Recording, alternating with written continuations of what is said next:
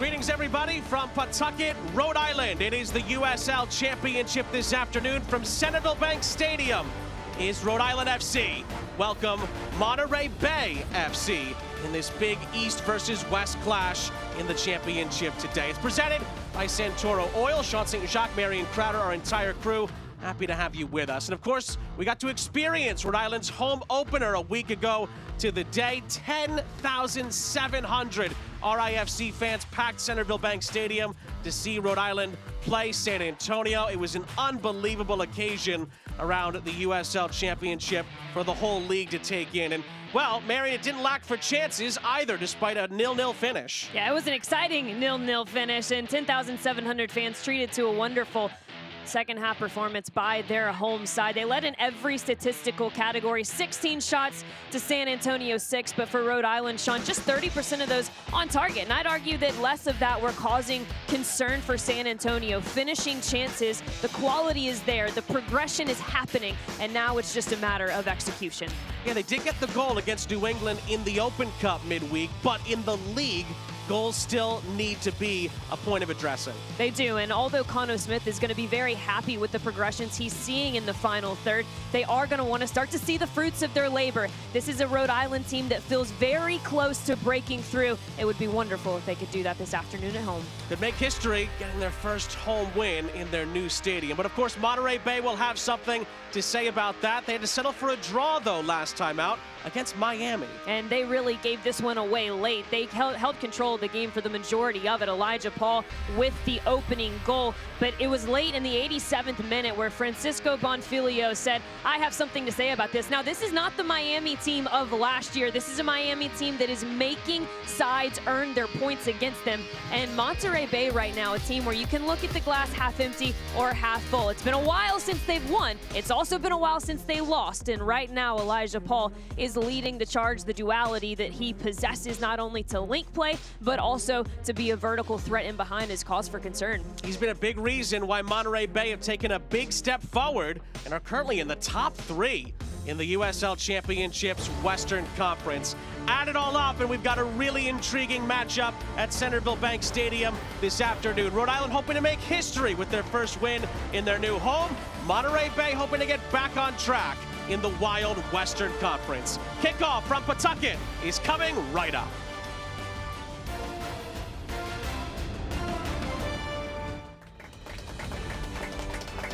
At Centerville Bank, we're rooting for your progress. From the everyday moments to the challenges you overcome, the little victories, and the big wins. Because your progress is our purpose. Centerville Bank, progress on purpose. At Ortho Rhode Island, we've built the future of orthopedic care around an important foundation, you. Our experienced surgeons and specialists offer the full spectrum of orthopedic care with leading-edge treatments and technology and a one-of-a-kind patient experience. From diagnosis to outpatient surgery, physical and occupational therapy, acute injury care, and advanced imaging, we make you the cornerstone of innovative care. To learn more or schedule an appointment, visit orthopedicsri.com. You may think the nicest moments happen once you've arrived at your destination. At Breeze, we think they happen all along the way. Yeah, let me grab that for you. That was so nice. Whether you're kicking back in Breeze Ascent or just enjoying time together in family seating, we take creating nice moments seriously, so you're ready for the rest of the journey ahead. When it's all over, the nicest moment might just be planning your next trip. Breeze. Seriously nice. Rhode Island, the anchor is continuing to rise up.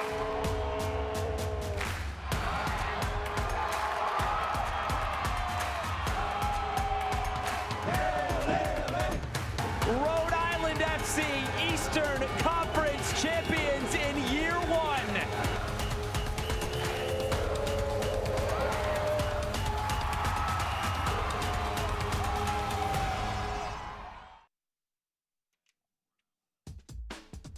Sean and Marion back here with you. Let's look at the starting lineups brought to you by Bally Bet Casino. We begin with Cano Smith and the Rhode Island hosts here. Well, important to note, 3 games in 8 days, Saturday, Wednesday, Saturday. Substitutions are going to be important. Frank Nadarce returns from suspension. That's going to push Zachary Harivo higher into the next midfield line. No Clay Halstead, likely a minutes restriction today. Albert Dikwa, no JJ Williams, but Dikwa is going to step in to the starting 11.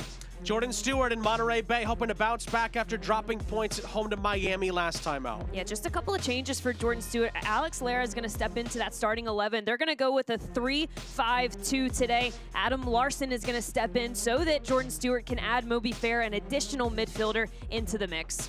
Moments away from kickoff here in Pawtucket between Rhode Island and Monterey Bay. And, well, we're underway here at Centerville Bank Stadium. Sean St. Jacques, Marion Crowder, our entire crew. Rhode Island, of course, in those navy blues with the yellow trim. The Seasiders of Monterey Bay are in their light blues from head to toe. Just the second all-time meeting between these two. The first meeting was pretty darn memorable. March 24th last year. Back and forth the goals went. Finished in a 2-2 draw in California. So we'll see how the second all-time meeting goes. Both teams hoping to keep pushing up their respective standings. A win for Rhode Island could potentially put them back in the top 8 in those playoff positions in the Eastern Conference. A win for Jordan Stewart in Monterey Bay, pending results elsewhere today, could put them back to the top of the table Don't in the look Western now, Conference. everyone. How Don't about that? look now. You know, this Monterey Bay side is in an interesting place because you can say, well, they haven't won a match in their last 6. They also only have 2 losses on the season. For them, it's been some gritty performances, games that they've controlled a heavy tempo of. But just like we talked about, we've talked about it with Jordan Stewart at length multiple times, the ability for his team to complete a full 90. They weren't able to do that against Miami, giving up a late goal in the 87th minute. A similar story for Rhode Island, of course, in the Open Cup against New England. They played so well in the second half. Maxi Rodriguez scored the club's first goal in their new park, and what a goal it was off the feed from, of course, Noah Fuson, always involved in big moments in the final third. What a really unfortunate ricochet off a deflected cross. Saw New England tap in the winner late on just before stoppage time, and the Revs salvaged it late on and survived and moved on to the round of 16. But still been a wonderful week for Rhode Island. They got the draw in their home opener against San Antonio last week in front of an incredible crowd. The crowd was great again for the New England game on Wednesday. And the Rhode Island fans, I know, will be loving to cap off what's been already a historic week with a victory against another very good Western Conference team here in Monterey Bay. It's easy as a fan to have frustration start to overtake, and I would say that it's probably more frustrating when you know that the team is right there, right on the cusp of that breakout. And just to put into perspective where this Rhode Island team was in 2024, coming into this week, 5 of their 8 had been draws, 8 points at this point in the 2024 season. So they're just 3 points behind where they were, and although it seems like the goal's never gonna come, the first 3 points are never gonna come here at this wonderful new stadium, I promise you this is a Rhode Island team that is very close to their mark on the 2024 season, a mark that saw them in the USL Championship final. Well, even coming into today, the biggest takeaway, at least on a positive side of things, for Rhode Island is they outplayed the best team in the West, at least coming into that game in San Antonio. Absolutely. In the second half of the home opener, and looked very likely to win it, just couldn't finish a chance, and then thoroughly outplayed the Revs in a similar style as Monterey Bay are in here. Coque Vegas makes the stop. I was curious to see if the flag was going to go up there against Elijah Paul. Looks like it did in the end, and it's a Rhode Island free kick. Gotta love that from Coque Vegas, though. Doesn't want Elijah Paul to see the ball go in the back of the net, whether it counts or not. Elijah Paul needs no help on the confidence train.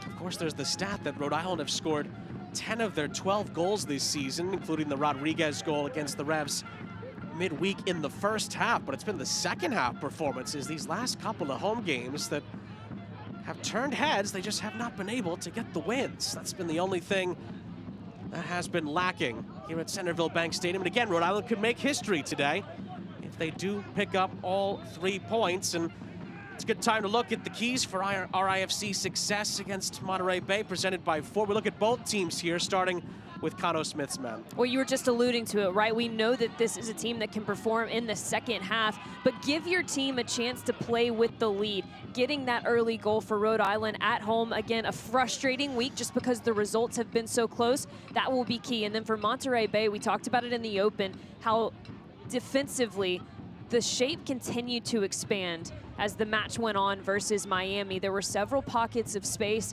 that Miami was able to exploit, some good moments of direct play that really caused Monterey Bay some concern and ultimately led them to that late equalizer, taking away the full 3 points, having to settle for a draw. So keeping their lines compact defensively is going to be key, especially against the intelligence of both Maxi Rodriguez and Albert Diqua.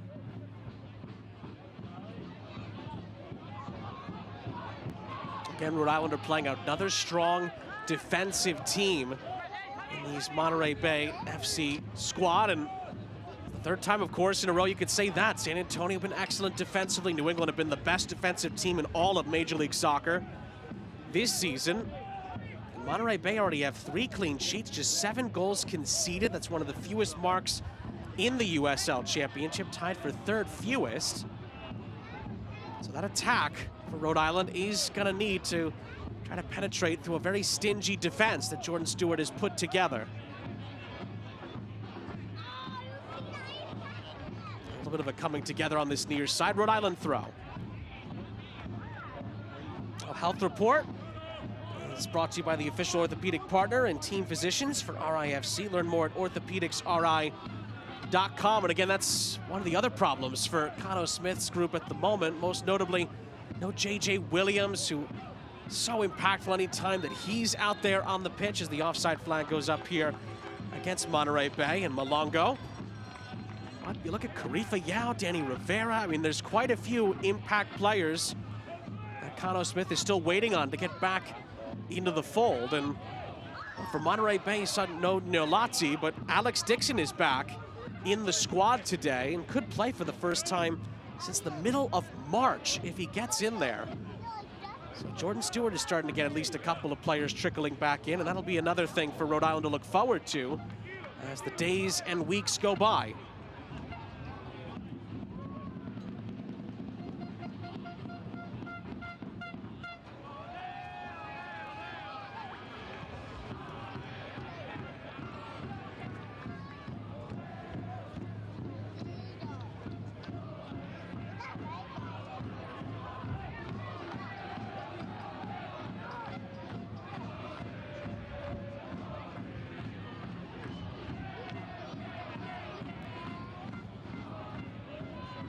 Vegas captaining the side, plays it out of his own penalty area. Lovely ball through the lines here to find Noah Fuson across the halfway line. And Fuson gets the ball back towards the byline on the far side. Cross into the middle looking for Maxi Rodriguez is cut out. Sanchez and company reset the attack for Harivo.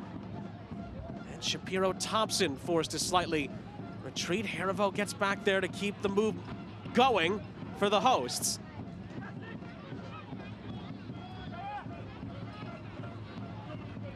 Harivo does well, finds Quizera.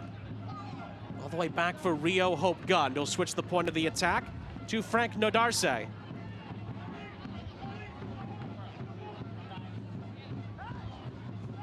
Grant Stoneman, who's also played a lot of heavy minutes these last couple of games as well, especially with Frank Nodarse in and out of the lineup because of the red card suspension. Remember the home opener against San Antonio, Zach Harivo had to play center back. Yeah. Big chunk of that game, and now gets to slot into his more normal central midfield role. And his presence back into the midfield line is ultimately going to release Maxi Rodriguez, give him a bit more confidence going forward. We saw in that home opener versus San Antonio that despite Cano Smith's best effort to push Maxi Rodriguez forward, have him more in an advanced position, couple of changes, having to adjust. Maxi Rodriguez did a lot of the defensive duties in the first half, and we really saw him come to life in the second with the addition of Zachary Harivo back into the midfield line. you have to wonder if that will help this Rhode Island team to a much quicker start.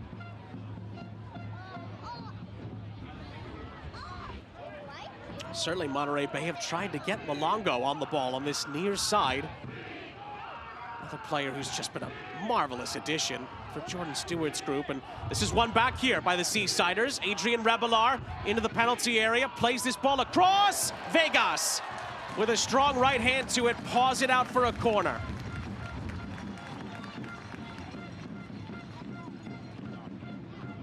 A good moment of direct release from Rebelar.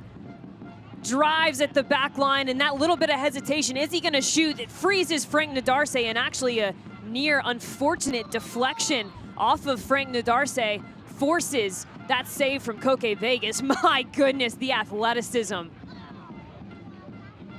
Similar to the save he made against San Antonio when the ball was chipped from the halfway line. Bryant tries to fizz one in there, cleared by Hope Gund. Bryant has to hurry if he's going to get to this. He loses out. Rhode Island a chance to break up the other end. The navy blue shirts flooding across the halfway line. Noah Fuson towards the penalty area, lays it off. Quizera didn't realize that a team, I should say an opponent's shirt was on his 6. Loses out. Sanchez resets for Rhode Island.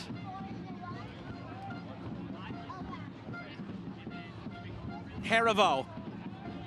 Shapiro Thompson, who's also played a lot of minutes this week for Cano Smith's group and has made a positive impact, that's for sure. Darce for Hope Gund. Hope Gund sprays it out to the far side. Ball is headed towards the end line. It is a throw-in.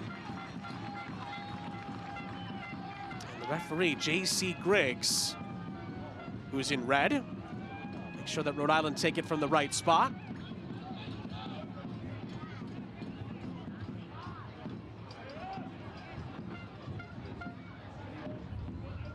The captain, Vegas, out to the far side. Nadarse pings one over to this near side. Quizera cutting in field. Finding Harivo, and Harivo with a lovely ball for Sanchez. Sanchez into the middle, looking for Dequa. Headed clear by Guzman and then cleared upfield. Darce wins it back for Harivo. And then it's going to be last off of Monterey Bay. It's a Rhode Island throw.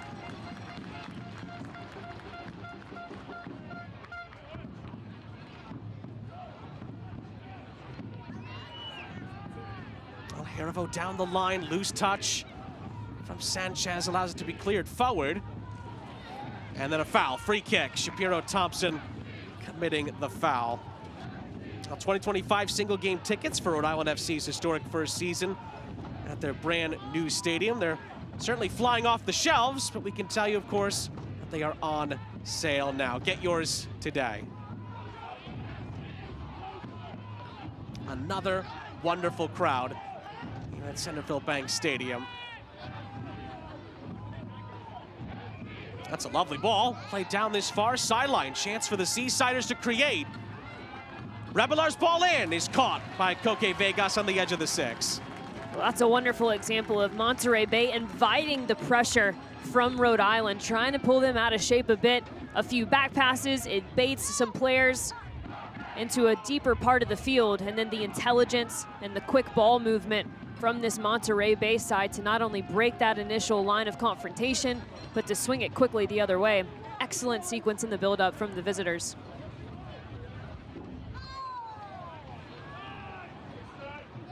It's certainly been the style that Jordan Stewart has implemented that's certainly taken Monterey Bay to another level, but they've just found their confidence again down the stretch in the playoff chase in the West last season. Jordan Stewart admitted this. They didn't have the depth, they didn't have the quality, and they didn't have the confidence down the stretch to stay alive in that playoff chase, and Monterey Bay are still looking for their first ever playoff appearance in the club's history, but it has been night and day between the end of last season and the start of this season. Jordan Stewart said it would be like that. There would be a lot of changes, but it would be for the greater good. And so far, third place looking up to try to get back into first place in the West is pretty darn good from the Seasiders. Yeah, I love the candidness from Jordan Stewart saying, if you would have told me at this point in the season that we are potentially going to take a shot at first place in the live table, even for a moment, I wouldn't have believed you. But really, the work that this group has done in the offseason, bringing in, truthfully, 2 starters in just about every position on the field. You'll get a good look at one of their new additions, Sammy Gadiri, who is back into the starting 11 for the 2nd time for Jordan Stewart's side. And just the realization, the recognition that depth is such a key piece for a playoff run. A big change for Jordan Stewart in this 2025 season. A lovely little flick towards the edge of the Monterey Bay penalty area. That ball threaded through towards the edge. From Noah Fuson was cut out. Shapiro Thompson tries to win it back. Stoneman steps in and almost gave it away to Rebelar. But in the end, Sanchez cleans it up for Rhode Island and finds Amos Shapiro Thompson, who switches the point of the attack. Jojea Quizera trying to make his way towards the box. He slipped it through, but couldn't find Fuson. Cleared only as far as Rio Hope Gund, who gives the ball away. And then a hopeful ball over the top here and a push in the back from Elijah Paul sees Rhode Island win a free kick.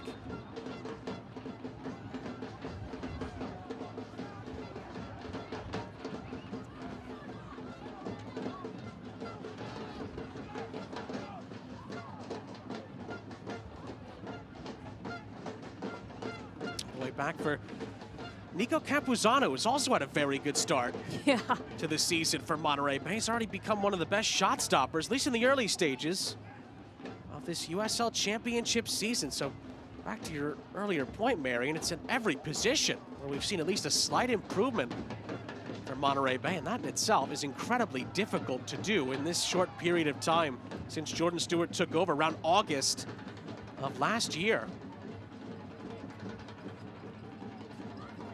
Elijah Paul trying to fend off. Only here's Sanchez, he does, and finds Rebelar.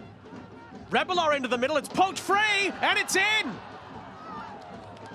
Monterey Bay take the lead.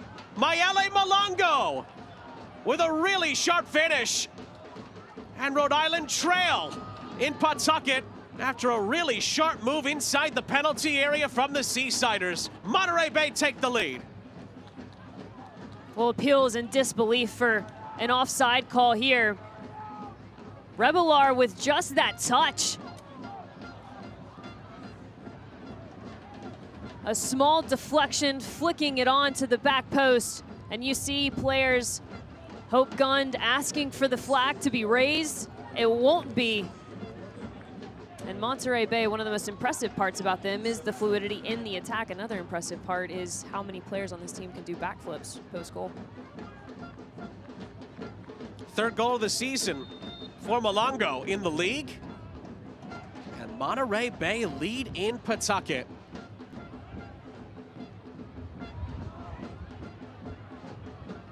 Tough to tell if Moby Fair meant the exact location on that ball, but if he did, it was a sublime feed after Rebelar set it up. And Mayele Malongo with Koke Vegas putting some pressure on him, absolutely crashed it in to give the Crisp and Kelp the lead.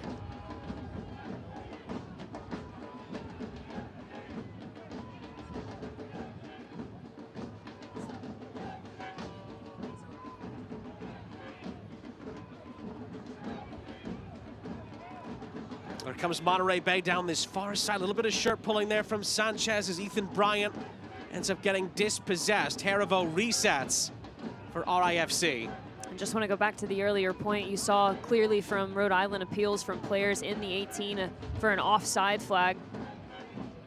Have the lovely ability to see replays up here in the booth and can tell you absolutely that was the right call from the referee.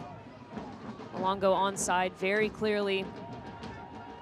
And now Rhode Island, who had been on the front foot yet again, another half. Got to find a way to respond. But still a lot of game left, and for this Rhode Island side, where they have found some success early on, is going in numbers and being smart in the recognition of the defensive efforts. What we haven't seen enough of are little pockets of space like that from players like Zachary Harivo.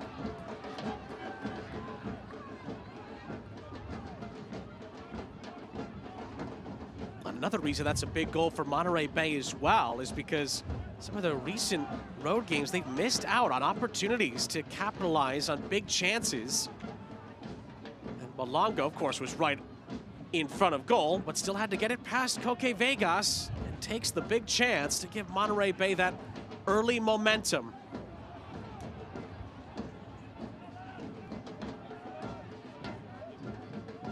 Although if last season's game is any indicator, it'll likely not be the only goal of the day.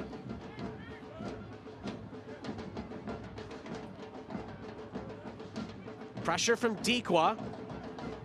Again, Monterey Bay able to play through. Maxi Rodriguez trying to force them back as well. Campuzano.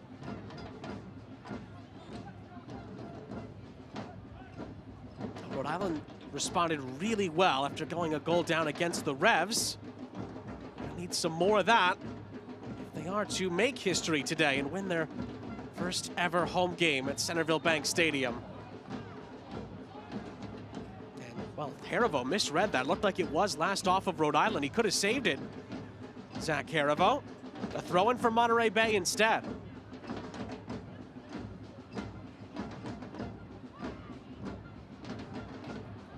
Clearance took a deflection off a teammate. And again, Monterey Bay have some numbers to work with here.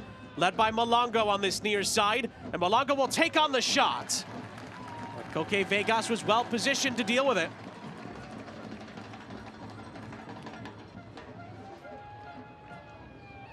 Mayele Malongo is just a handful. He does so well to keep width in this shape and always seems to find himself in isolation. Tendency to cut back to that right foot, get him inside the frame of goal. He's been known to try for some bangers. Some of them this year have succeeded. And it's kind of shocking to watch the tape of Mayele Malongo and see the fact that that was just his third goal and it was, you know, a simple toe poke. Some of the things that he can do, arguably one of the best 1v1 players in USL Championship.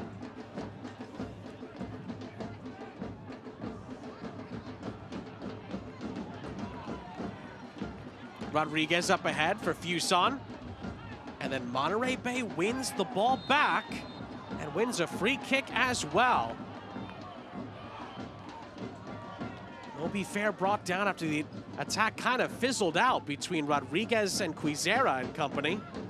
But Moby Fair is still down for the Seasiders. We'll take another look at it. And fizzling out is a wonderful way to put the Rhode Island attack right now. They're finding some decent pockets of space, areas that look and excite you as a fan, and ultimately not everyone seems to be on the same page. Runs being a bit off-timed, balls being played into runs that aren't there, and ultimately that's exactly what led Shapira Thompson to have to foul Moby Fair in this transitional moment. A lovely bit of skill from Fair to welcome the contact as well.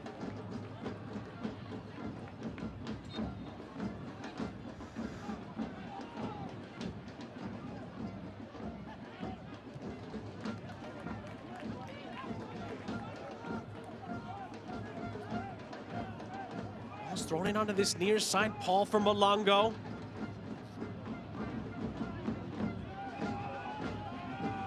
It's off the layoff here for Funguk. And then Malongo around the corner. Trying to cash and dash his way past a couple of challenges here.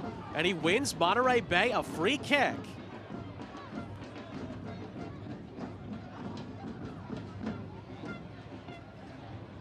Well, even with the support of Noah Fuson, Malongo finds a way out of it.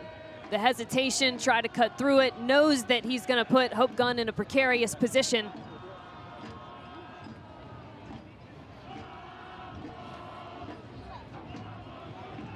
Had 6 league goals last season, Malongo, with the Chattanooga Red Wolves, USL League One. It's already halfway there, and we're not even in the middle of May. USL Championship season. The Bryant free kick. There's a collision in the middle of the penalty area, and then a hopeful volley from well outside from Garcia. It is a goal kick. As Coque Vegas clears that away, the whistle will bring the play to a halt. I'll enter the Brinks Tires Tailgate Kit Sweepstakes for a chance to win a prize pack worth up to $3,000. Scan the QR code on screen to enter today.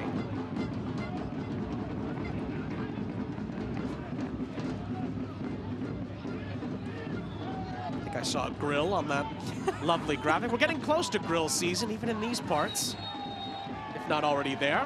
Are you a big grilling guy? There is a yellow card that's just come out. We have to revisit that in a moment. I think that's on the Monterey Bay sideline. That might have been Luke Ivanovic, one of Jordan Stewart's substitutes, who just picked up a yellow card there. Monterey Bay are playing a little bit of volleyball on the bench. Yes is the answer when you get the chance. I was like, how in the world are you just going to ignore me like that? Well, the referee fittingly had a slice of cheese ready. Of course, that's always essential for a good day on the grill. A collision here. Rodriguez down for Rhode Island, and J.C. Greggs waving on the medical staffs for both teams here.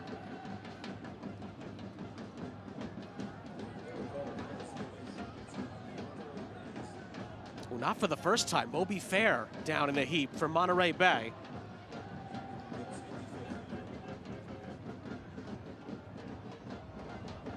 Fair, of course, got the assist on the goal. He's been there every year of Monterey Bay's existence, but since back to 2022.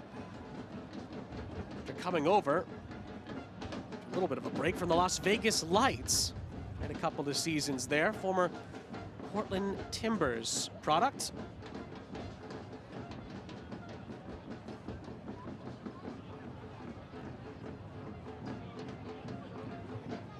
Of course, Maxi Rodriguez, who just made history in the Open Cup, scoring Rhode Island's first ever goal here. And what a goal it was. He is back sitting up. Hopefully get back up onto his feet momentarily. Yeah, you can go up. I have to stay here now.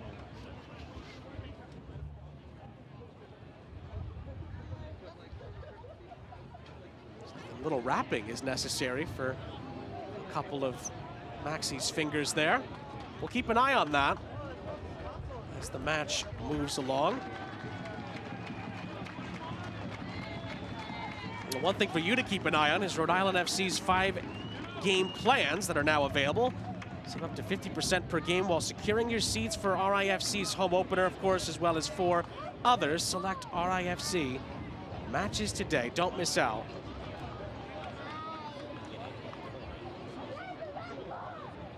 Looks like both players ended up being okay after that sequence played out.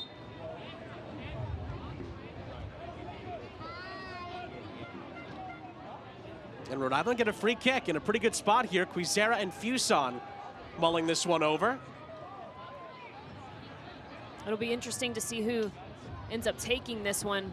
Obviously, Quizera would likely take it with left foot, could actually take it with both feet. And that would likely be a shot on goal if he could get it up and over the wall. Noah Fuson, on the other hand, perhaps a delivery right into no man's land, right at the top of the 6-yard box. That would force some hesitation from the Monterey Bay goalkeeper, Nico Cupazano.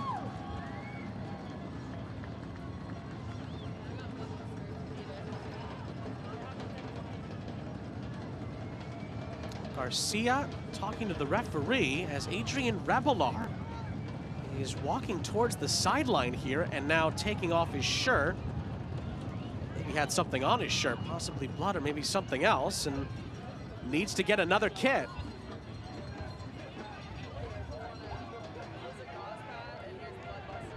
That's what the kit man is for, of course, for moments like that. I was worried for a moment that Revelar maybe had picked up an injury but just needed a new shirt. Another player who's been a long-time Monterey Bay player.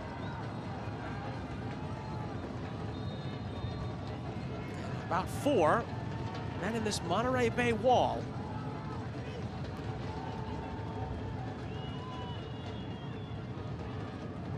It will be Noah Fuson! Oh, just wide. Oh, 1 or 2, I think, in the building thought that had gone in. It ripples the outside of the netting. And I love that little half glance from Noah Fuson into the runners, keeping Nico Campuzano honest. And that's a lovely idea. A perfect distance, bending it around the wall. Almost tucks it into the side netting. Quizera, wonderful skill! Oh, it's cleared away by Guzman. Out for a Rhode Island corner, and here comes the momentum shift potentially here for the hosts.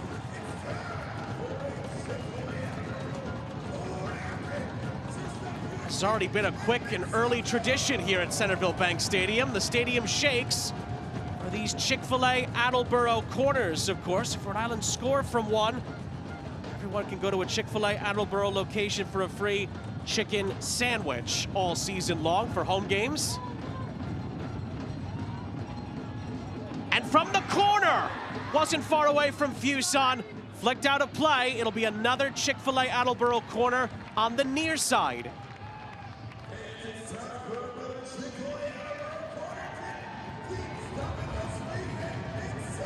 Looks like Aldair Sanchez will take it.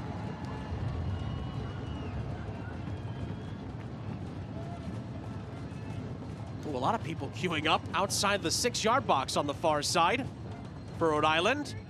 And Sanchez's ball comes in. Campuzano palms it only as far as Quizera, who follows up, gets to the byline. And did he keep it in play? Not quite. It just leaked over the end line. It's a goal kick for Monterey Bay after more and more Rhode Island pressure. Fans disappointed they don't get their Chick-fil-A of Attleboro sandwich quite yet, but the momentum shift has been noticeable since that hesitation, that pause in the game from Maxi Rodriguez and Moby Fair collision. This Monterey Bay side is starting to invite a lot more pressure, starting to have a lot more questions asked of them. And Rhode Island, you have to wonder if this isn't one of those moments. Sean, we always talk about the game in different 15-minute segments. It's really hard at this level to play defensive pressure that high for a full 90 minutes. And it's all about the recognition of moments when to take advantage of the shift. You have to wonder for Rhode Island if the defensive pressure doesn't start to uptick here. Quizera commits a foul, free kick, Monterey Bay. Quizera did switch from the near side to the far side. I wonder if that played a little bit of a part in Rhode Island finding more and more gaps inside the Seasiders box.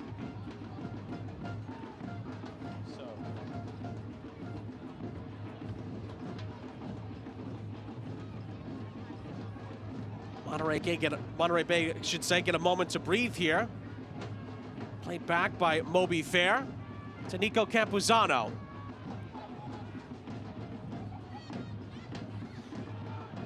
Towards Elijah Paul.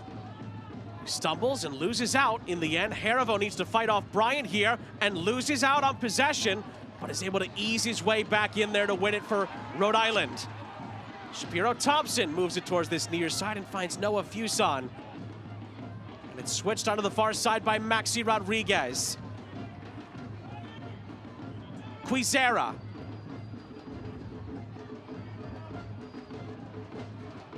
Lays it off. Sanchez. Shapiro Thompson threading the needle. And Fuson digging it over the top. But it's a really well-shepherded defensive move by Alex Lara to give Campuzano enough time to get there.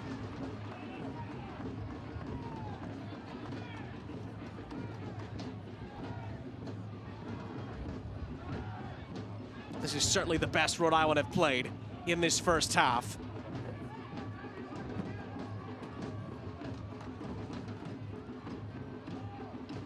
Bryant. Lovely pivot in the middle of the park there. And Fangak up ahead, cut out by Rio Hope Gund. And then Rhode Island continue their pursuit here. Some shirt pulling there. Moby Fair would have been penalized, but the referee waves on advantage.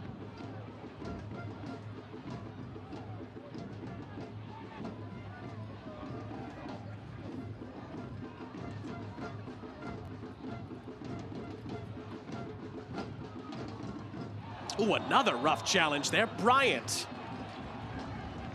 went to the upper body and picks up a yellow card because of it. Interesting sequence that led to that free kick, as there was something behind the play. As Maxi Rodriguez actually dropped onto the back line to release Aldair Sanchez and force that tackle from Ethan Bryant.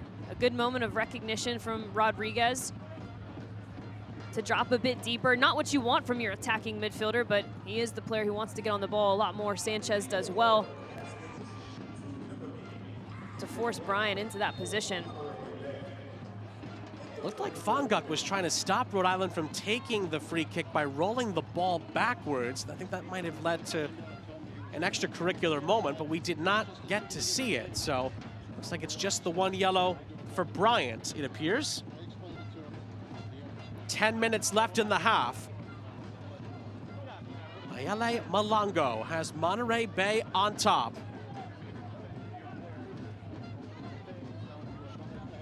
Ball played towards Dikwa. One back by Fuson. Dikwa tried to play it square, and Campuzano inside his own 6-yard box is able to clear it. Only as far as Nodarse.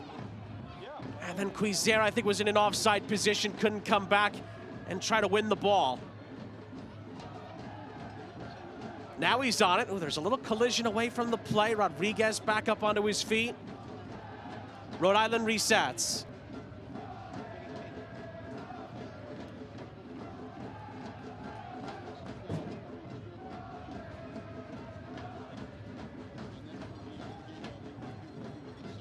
Oh, lovely touch by Rodriguez. Played out wide for Quizera, who tries to cross it into the middle, but only Dikwa was available, and it rolls out of play.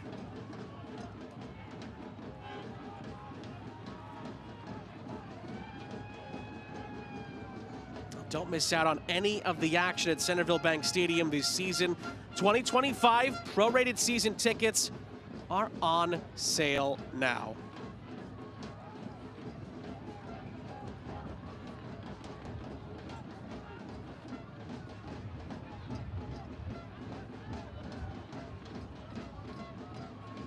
Well, Monterey Bay do extremely well to play out of the Rhode Island press. Fonguk down this near side continues to move this forward, but Rio Hope Gunn wins it back.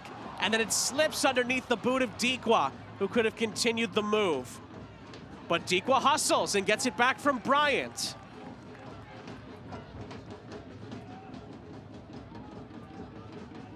O'Connell Smith's side, it does feel like they need a little bit of a spark here before the end of the half. They've come close a few times, Rhode Island, recently. But Monterey Bay will win another free kick and alleviate the pressure.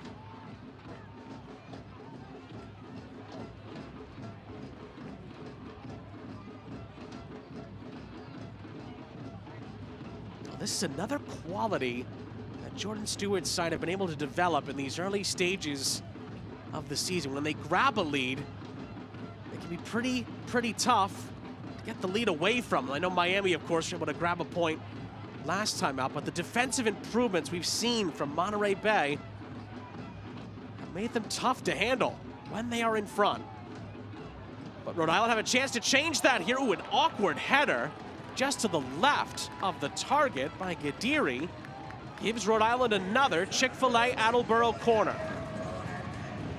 And when things haven't been working for you in the run of play, these dead ball situations become that much more important. And of late, Rhode Island has done much better about creating numerical advantages in those wide channels. It's allowed for those big switches of the point. Rodriguez. Ooh, it was towards Dikwa. Headed out for another Chick-fil-A Attleboro corner. I even saw the Chick-fil-A cow on his feet here. There he is. Everybody loves a free chicken sandwich. Shout out to the marketing team, the sales team. That's a wonderful sponsorship element. If anyone wants this ball to go in, it's the Chick-fil-A cow. Sanchez will take on the near side. It's towards the near post. Again, Monterey Bay get a boot on. It's not cleared yet. Nodarse tries to keep it alive. Quizera Resets for Haribo. And Shapiro Thompson will be forced to go back to Coque Vegas. Still a lot of blue shirts up here, though, for Rhode Island. Quizera switches to Sanchez. Lovely ball. Little layoff here for Rodriguez. With Shapiro Thompson, he was one too many steps ahead in his own head, gives the ball away. But again, Rhode Island trying to win the ball back, but Monterey Bay did get it. However, there was a foul in the initial challenge. Free kick for the host with 5 minutes left in the half. That's really well done from Zachary Haribo. Mitigate that transitional moment and even earns his team possession back going the other way. Ooh, the cross is deflected off of Fuson, who wasn't ready for it. Quizera can follow up. And Monterey Bay will get themselves out of trouble for now. Foul, free kick. And those last two sequences for this Rhode Island side, the mistouch from Shapiro Thompson, the mistouch there from Noah Fuson, that about sums up the first 45 minutes, right? Ideas are there. It's really just everything feeling a bit out of rhythm for Cano Smith and his side. And we'll remind you, 3 games in 8 days. And not just that, but they have another week of a 3-match setup. And you have to wonder how important substitutions will come into play for Cano Smith's side. Clay Holstad, we told you, not in the starting 11, has played heavy minutes of late. Maybe we see him in the second half to help gain some control of this midfield, because right now Maxi Rodriguez is having to drop into much deeper positions to get on the ball. Elijah Paul is down injured here for Monterey Bay. I don't think J.C. Griggs gave a free kick. That has given Monterey Bay time to have their leading goal scorer evaluated here. Well, there's Jordan Stewart. What a job he's done, particularly this season so far, to transform this Monterey Bay team. And again, for them, the big thing this year, finally get over that hump, finally get to the playoffs. Seasiders have never been. The 4 years they've competed as a club and in this USL Championship setup. They've been close multiple times, including last season. They would love to get there, and particularly at that home playoff game at Cardinale Stadium. The Cali support would absolutely love some of that if they can get their hands on it this season.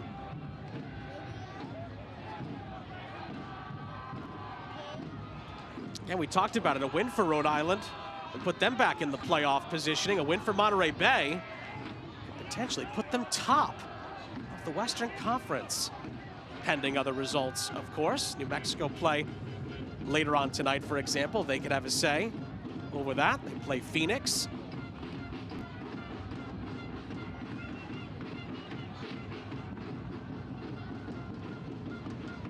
This is Nadarse. Just poked down the line, and Quizera's gotten more and more acclimated on that far side. Go all the way back to Coque Vegas. Stoneman, another player who's played a lot of minutes this week for Cano Smith. And then Fuson was fouled, free kick.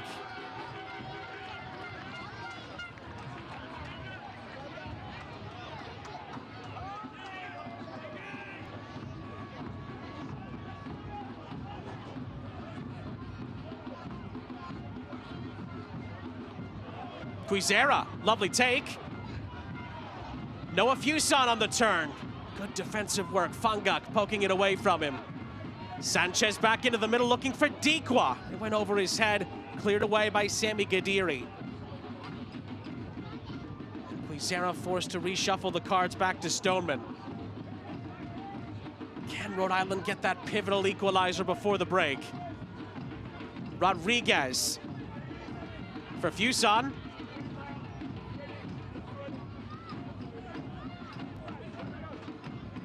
Hope gunned all the way back for Stoneman. Fits it through for Fuson on the near side. Noah Fuson trying to find some space. Picks out Haribo, who laid it off for Shapiro Thompson. And now Sanchez for Quizera. Quizera through! Oh, it nearly went in! Deflected out for a Chick-fil-A Attleboro corner. You just thought that Rhode Island might have luck on their side for once in this opening 45 minutes. Out there, Sanchez, again, inverting, creating the isolation in the wide area from Quizera, and it's just a good seeking ball into the numbers that were on the back post.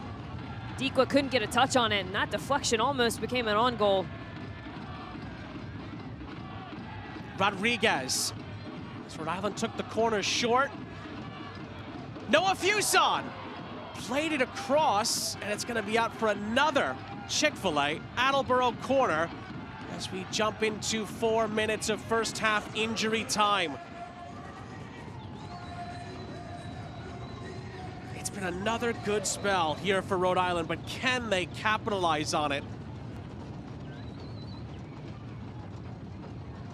Rhode Island will switch their corner kick taker, I should say, on this near side. Quizera will take it.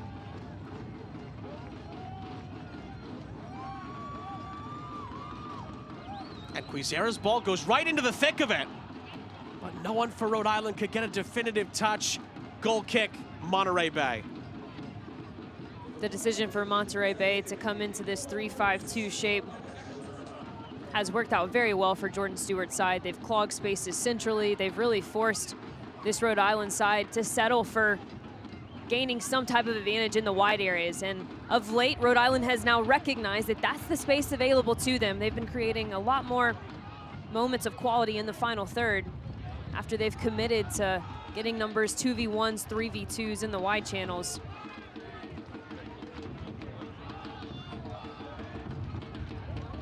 Everyone moved up so Campuzano can send this over the halfway line.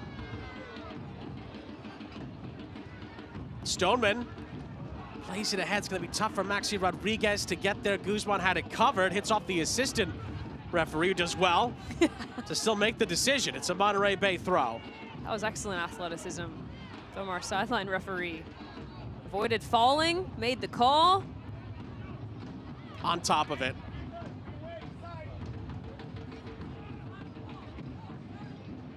Stoneman's header.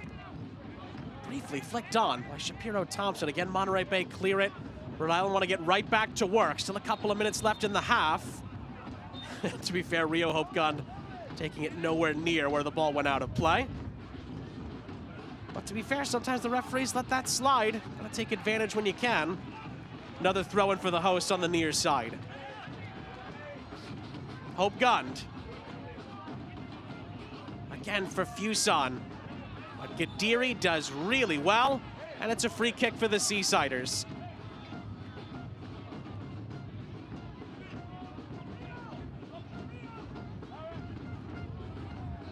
Feels like for Rhode Island in this first half, it feels like it's bubbling up. There's chances and chances, but they just cannot seem to bring it to a boiling point and get that goal. And some of that, of course, has to be a credit to Monterey Bay's defense. They've held up for now. There's still a minute left in the half.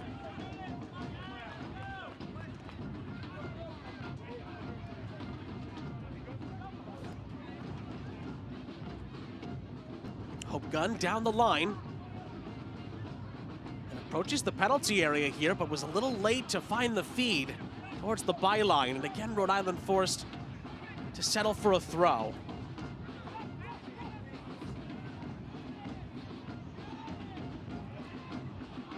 Nadarse. Out to the far side. Early ball into the middle looking for Dequa. And again, he couldn't really get any significant contact on it. And then as Monterey Bay move it up the field, they have a player down inside the box. And because it's a possible head injury, J.C. Griggs brings it to a halt.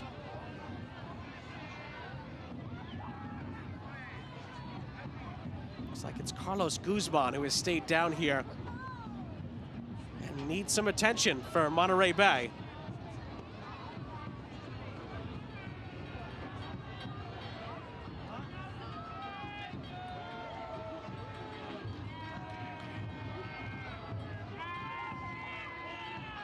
And the early service trying to find Albert Diqua.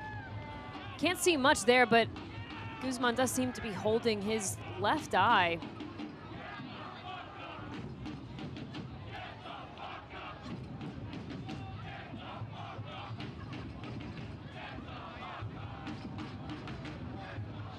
Well, so far so good for him. And for Monterey Bay, Jordan Stewart's side in the driver's seat as we approach the halftime interval in Rhode Island. Goal from Mayele Malongo for those just joining us. As Monterey Bay ahead, Carlos Guzman is gonna run off the field onto this near side. He is still holding, or at least not acknowledging, some discomfort in that left eye. His left eye, of course. So the good news for Monterey Bay on that front is the halftime whistle isn't far away and they could reevaluate Guzman at the half. Let's see if there's time for maybe one more chance for Rhode Island here. Early ball in behind, there's a little bit of a shirt pull in there. Quizera approaching the penalty area, finds Shapiro Thompson. Rhode Island are going to get something here. They have to hurry. Back towards the edge of the box on the far side. It is played across looking for Diqua. Popped up high into the air. Harivo not able to get there. It's knotted forward. And then as Rio Hope Gund tries to challenge for it, the halftime whistle goes here in Pawtucket. Malongo's goal back in the 17th minute has the Seasiders ahead here in Rhode Island. Rhode Island had quite a few opportunities, Marion, but were not able to find the breakthrough. Yeah, as the half progressed, we really saw Rhode Island take advantage of some numerical positioning and in the wide channels, creating those 2v1s, 3v2s to pull this Monterey Bay out of shape. Ultimately, nothing of true quality, testing Niku Campuzano. But look, this is going to be a second half match. 9 of 13 goals for Monterey Bay in the second half, and we've already talked about this Rhode Island team and their second half performances.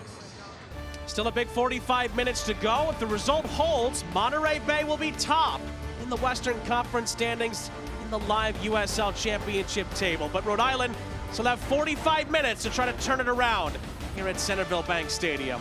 We'll step aside for now. We'll have plenty to come from around the league and more on Rhode Island's new stadium, of course, coming up during the halftime break.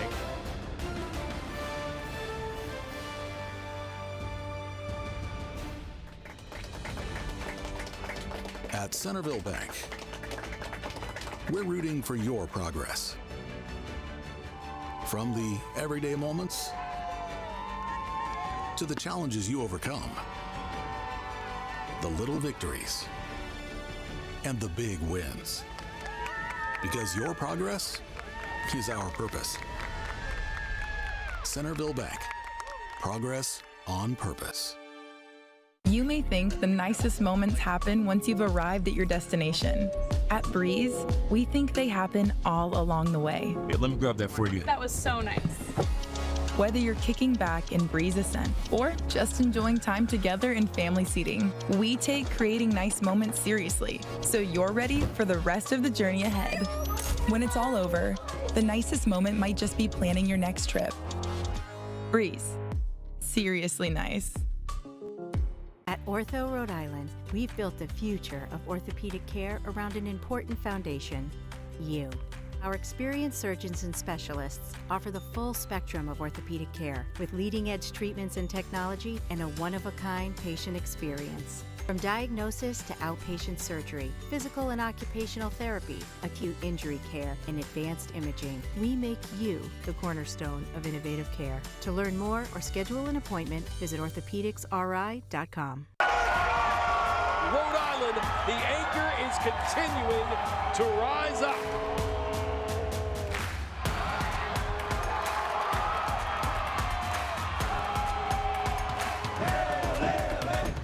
Rhode Island FC, Eastern Conference champions in year one.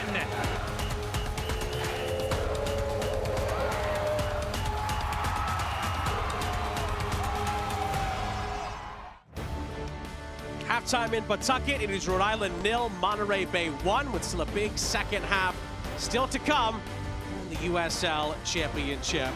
But time to look more at Centerville Bank Stadium and Rhode Island FC's brand new stadium, playing its third game, of course, of the week.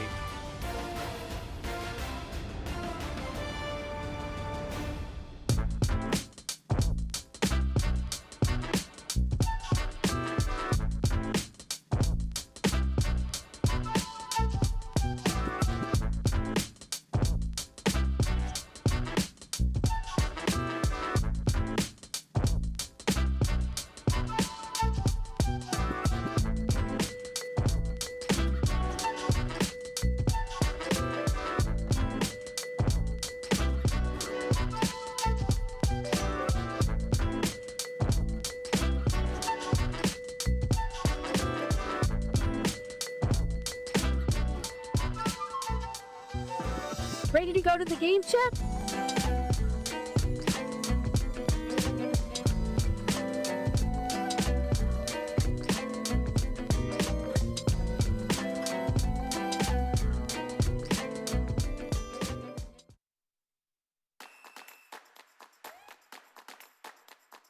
This is one of our areas, our premium areas, our loge boxes. Loge boxes are really unique in our marketplace. I don't know that those exist any place here in New England currently, and it's a hybrid between the general seating and a premium seat. One of the new benefits we've added to the loge, there is an all-inclusive beverage package that comes with it. You're in the action, but you have privacy at the same time. I think that's the benefit of the loge and all of our luxury seats. From our perspective, there's nothing like the passion of soccer fans. That passion and excitement is something that folks will be able to enjoy in that premium setting. One of the best ways to see a suite or a loge is to go sit there and see it for yourself. If you'd like to do a tour, we do tours on a weekly basis, but you can also reach out to us at tickets@rhodeislandfc.com, and we can share all the benefits. We can go through all the details. As we mentioned, different varies in sizes, so we can learn about you, and you guys can learn more about us, and you can learn more about our premium spaces. ¡Iba a quedar! ¡Y se cantó! ¡Para pegar! ¡Oh! ¡El golazo!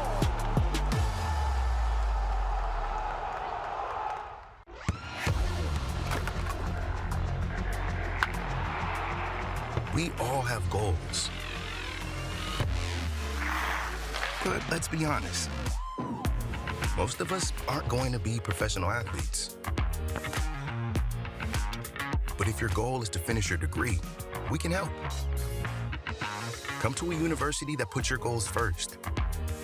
Bellevue University, your partner in finishing goals. Wait, come back! Wait, come back, I need more help. Take a load off Fanny. Take a load for free. Today we went to the beach, and it was totally worth it.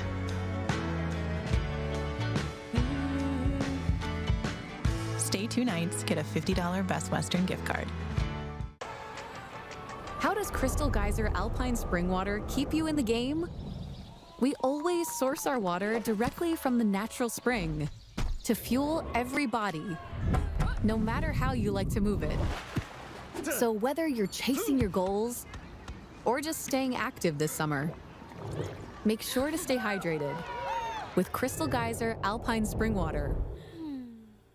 Always bottled at the natural spring source.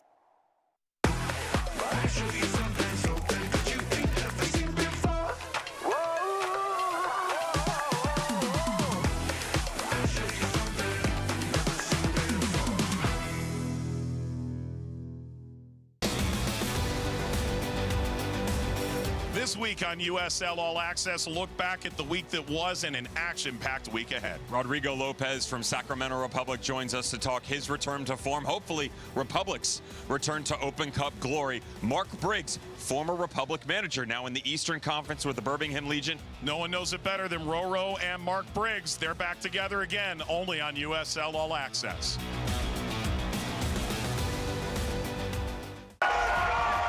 Rhode Island, the anchor is continuing to rise up.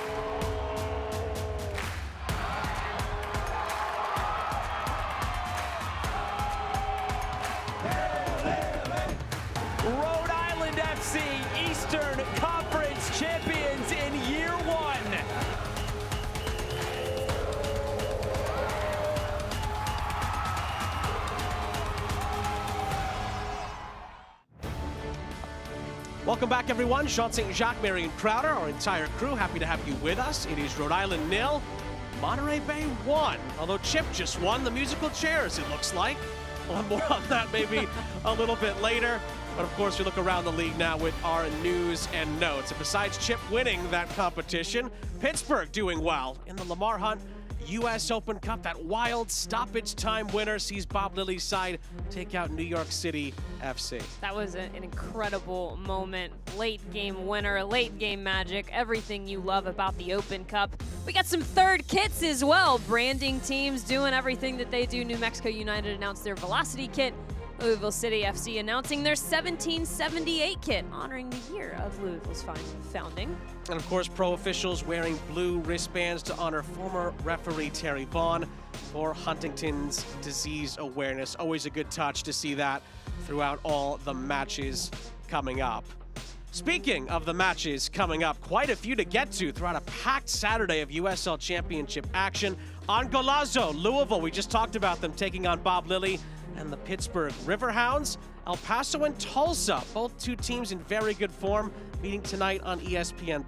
That'll be a great matchup. Also, Hartford and Tampa Bay Rowdies trying to get away from the bottom of the table. It's going to be a tall task against Detroit City and Charleston, but you got to turn it around at some point. Perhaps they do it tonight. San Antonio and Oakland Roots, can Gavin Glitton keep his side playing in a positive manner? ESPN Plus tonight, 9 Eastern, two teams that can't stand the sight of each other. New Mexico and Phoenix in a playoff rematch. And then on Golazo, Sac Republic welcomes Indy before a rematch of last year's Western Conference final in Vegas. The Lights and the champion Switchbacks to round out a jam-packed day of action. We'll have first half highlights and stats coming up next, followed by the second half kick between Rhode Island and Monterey Bay here in Pawtucket.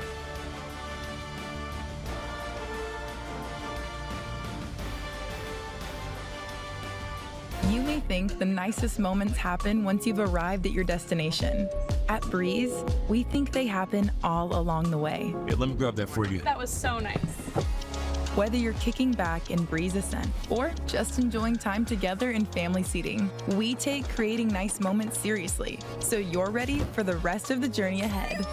When it's all over, the nicest moment might just be planning your next trip. Breeze. Seriously nice. At Centerville Bank, we're rooting for your progress. From the everyday moments to the challenges you overcome, the little victories and the big wins. Because your progress is our purpose. Centerville Bank, progress on purpose. At Ortho Rhode Island, we've built the future of orthopedic care around an important foundation, you. Our experienced surgeons and specialists offer the full spectrum of orthopedic care with leading-edge treatments and technology and a one-of-a-kind patient experience. From diagnosis to outpatient surgery, physical and occupational therapy, acute injury care, and advanced imaging, we make you the cornerstone of innovative care. To learn more or schedule an appointment, visit orthopedicsri.com. Rhode Island, the anchor is continuing to rise up.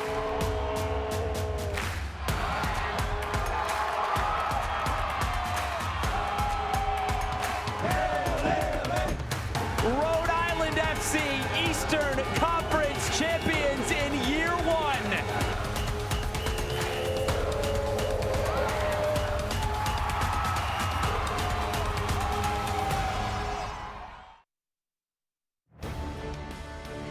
Halftime in Rhode Island is Monterey Bay on top. And goal to nil. Sean St. Jacques, Marion Crowder, our entire crew, about to get you out to the second half in just a few moments. But first, we get to recap the first 45 in just the second all-time meeting between these two clubs. And well, again, there was a flurry of opportunities, particularly early on for Monterey Bay. Monterey Bay did such a nice job of breaking the Rhode Island pressure. They were direct, they were purposeful, and ultimately they forced Coque Vegas to make a big save early on. And in the 17th minute of this first half, it continues. Lots of space, lots of acreage, and this was the goal. Appeals from Hope Gund that Malongo was offside, and in fact he was not. A well-timed run, and nothing too fancy, nothing too dazzling. Just does enough to keep the play alive. Bat flips and all. Miguel Malongo coming in and disrupting the home crowd and the wants of 3 points here. And oh, that one almost touched into the side netting. Noah Fuson trying to tuck that past Campuzano and equalize this one, but ultimately the stats are going to tell the story, right? Rhode Island, just 4 shots, none of them on target, and although we saw them grow into that first half, there was nothing of quality. Everything felt like it was off by just a hair, and a lot of hopeful balls just seeking into the box. This time, this half, can they be a bit more purposeful with what they do in the final third? And again, in the live table, Monterey Bay right now are at the top of the Western Conference standings. We'll see if that's how the day finishes. Of course, we're just getting started. The full Saturday slate of USL Championship action. And Rhode Island, if they're going to get back into the top 8 of the East, have to get all 3 points. And they'll get, of course, their first ever Centerville Bank Stadium victory along the way as well. But they're going to have to hop onto the comeback trail as quickly as they can in this second half. No subs either side, so the same 11s that began the game will begin the second half. And of course, the teams will switch sides. Maxi Rodriguez and Rhode Island will be going from right to left in the second half. It's also a big note with no changes because there were a couple of injury scares at the end of the half, particularly for Monterey Bay. But at the moment, looks like everybody is okay, which is, of course, always good to hear. The only thing separating us from the start of the second half is the sound of the whistle from the man in red, J.C. Griggs, our head official. And off we go. Centerville Bank Stadium in Pawtucket, second half between Rhode Island and Monterey Bay.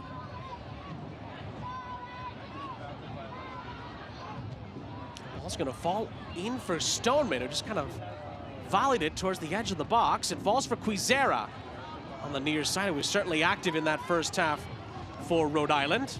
Finds Harivo, little back heel for Quizera.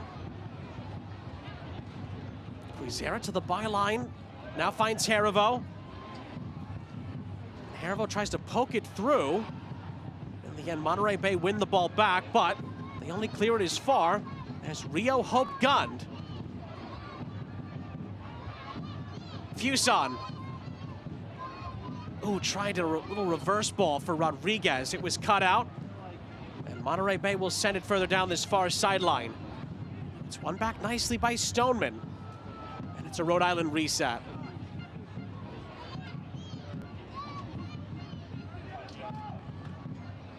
That sequence in itself kind of sums up the first half for Rhode Island. Some prodding, some probing. Monterey Bay forcing them back, and then Rhode Island quickly getting the reset, but in some ways, in that particular moment, that's a win for Monterey Bay. At times they're going to want Rhode Island to have the ball because of how good they are on the break. And you alluded to it earlier, this is a Monterey Bay team who can play well with the lead. They can get quite stingy defensively, and ultimately, it's what we talked about in the first half, the recognition from Rhode Island to try and pull that shape apart by creating advantages in the wide channels. We've already seen them continue that effort here in the second half. Now it's just about finding the last action, the final action, final ball, final touch. Fuson. First time ball into the middle. He's caught by Campuzano as Rodriguez tried to pick out Albert Dequa. I also felt like there needed to be a jolt of energy for this home side. Everything a bit stagnant, especially those runs into the box. And Cano Smith's quick efforts trying to energize his team.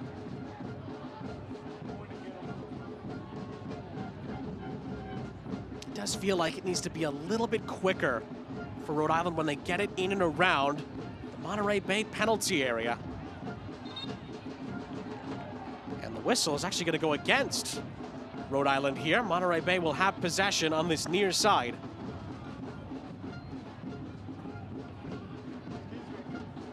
Good pressure from Rodriguez, and Quizera again forces an errant feed. Rhode Island wins the ball back, but only for a moment. After a lovely pirouette from Garcia. Rhode Island put more pressure on. They forced the clearance. And again, Rhode Island get the ball back.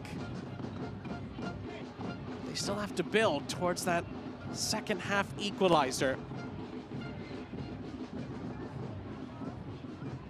Well, not only does the very short history of these two sides lend itself to goals, but both of these teams really coming alive in the second half. 3 performances now in a row where Rhode Island's second half has just been night and day different than its first. Don't necessarily have the stats to show that, but the performance tells itself. And Monterey Bay, told you going out of the half, 9 of their 13 goals so far this season coming in the second 45 minutes.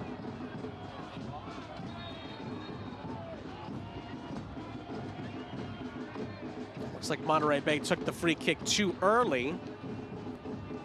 There are 2 Rhode Island players having a word with J.C. Griggs. It'll be a retake of the Monterey Bay free kick.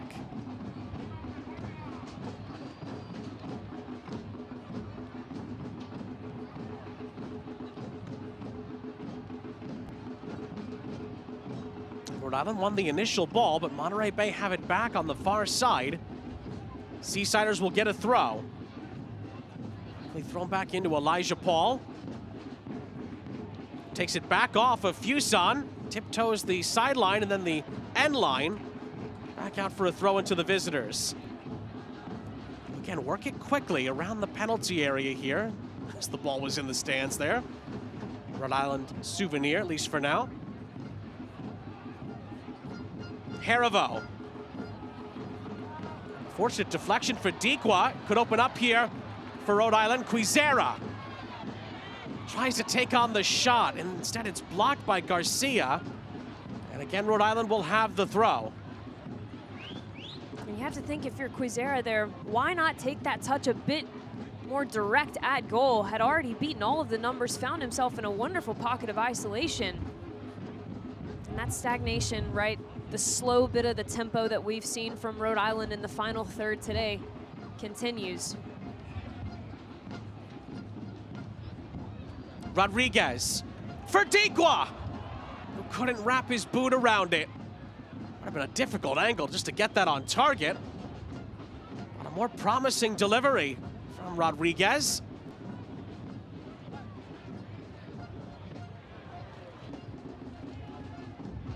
This, of course, is around the time when Rhode Island equalized in the Open Cup, 50th minute against the Revs, and then were so good after that. Looked like they were going to potentially grab the winner. That unfortunate ricochet off across into the middle allowed the Revs to pounce after it hit off the post and knock Rhode Island out.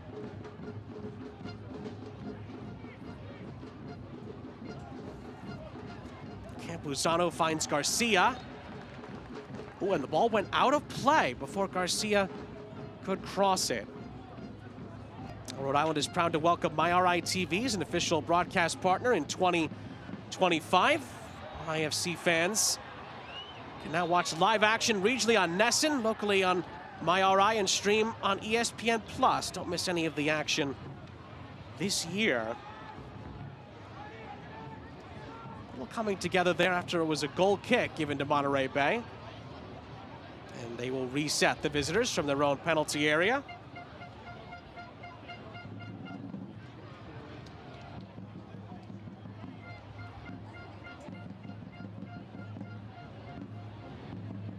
Despite Rhode Island having a lot of the ball and huffing and puffing at times around the Monterey Bay penalty area, it still hasn't felt like the Seasiders have lost any control over the game with this 1-goal lead. That's something Cano Smith will want to see changed as this second half continues.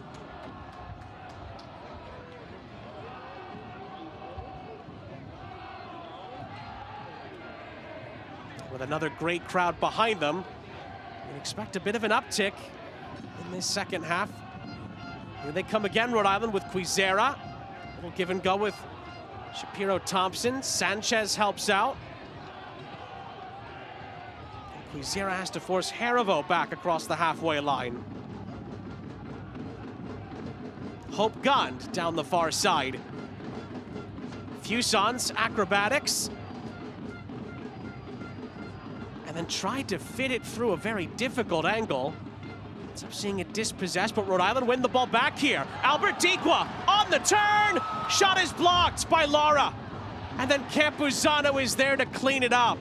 That is the best sight by far for Dikwa, and he's not able to hit the target.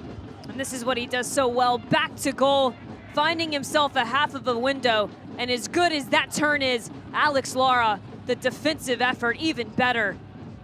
That's a really good battle that we're in treat for in this second half. And you have to hope that that little spell of confidence right there, that closeness to goal, lights a fire under Albert Dikwa. Has been a bit too quiet, I thought, actually, in their home opener versus San Antonio. Oh, challenge comes in here. Fuson brought down. What color is this card going to be?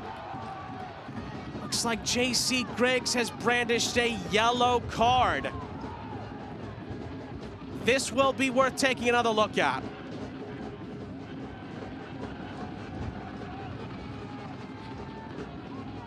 A lovely flick. Albert Dikwa involved once again. Well, the question there is, does Noah Fuson have a clear path at goal? It looks like he does from that angle. Doxo is what's in question right now. Grant Stoneman, Maxi Rodriguez having a word with the official. The yellow card's gonna stand. Oh, Monterey Bay may have just caught a huge break there.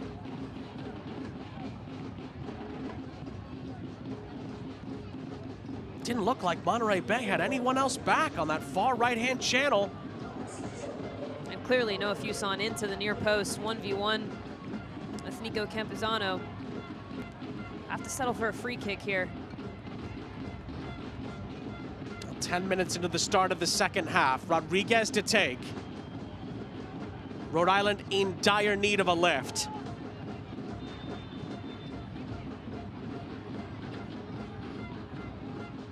Rodriguez's ball in, too close to Nico Campuzano.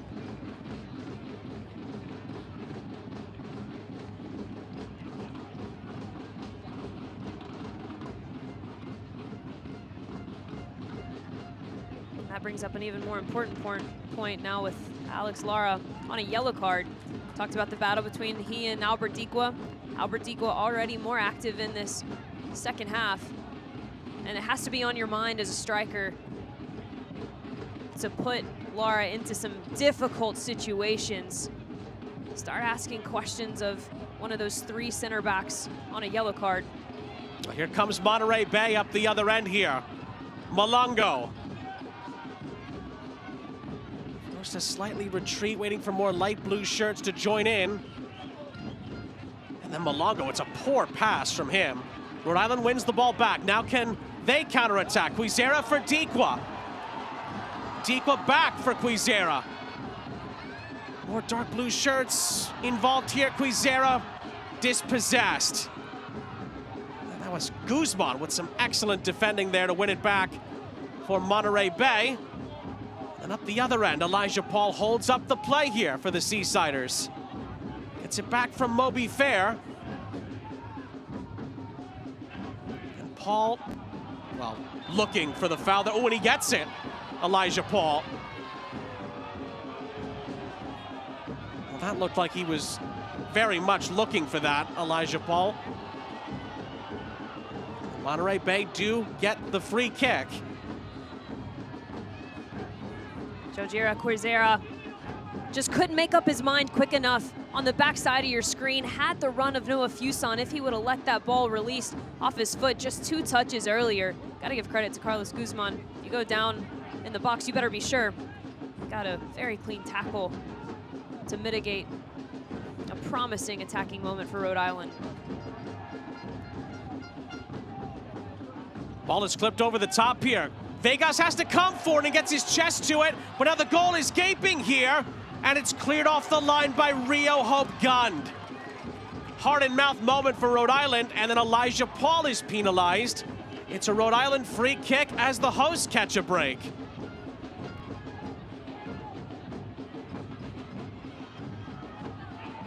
Fuson playing it in behind for Dikwa. Numbers over, but Dikwa's cross is blocked out by Gadiri. Play back in! Another coming together inside the penalty area. Monterey Bay survive. All of a sudden, it's gone end to end. Lara has to be careful. Campuzano clears underneath the Rhode Island pressure. And Rhode Island will win the ball back after a brave challenge comes in from Noah Fuson. Free kick for RIFC. A couple things to credit Rhode Island in that last sequence. Their willingness to counter-press is ultimately what kept the door knocking as we take a look back at this nervy moment that almost saw a 1-goal lead turn into a 2-goal lead for the visitors. But a miscommunication there on the back line. But then they quickly went the other way, and it was positive. Good efforts, good transitional moment. The counter-pressing was effective, but also the willingness to pick up the second phase of play.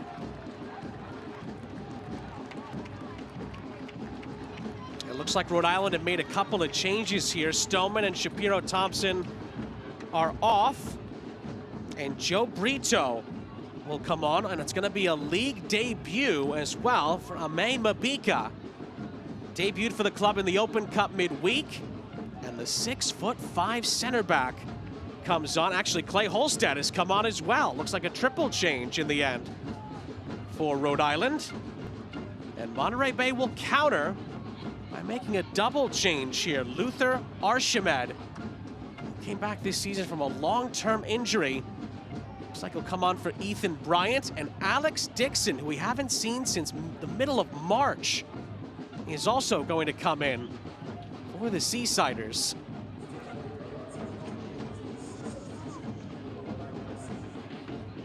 Looks like Elijah Paul made way for the Monterey Bay change along with Ethan Bryant, who was on a yellow card.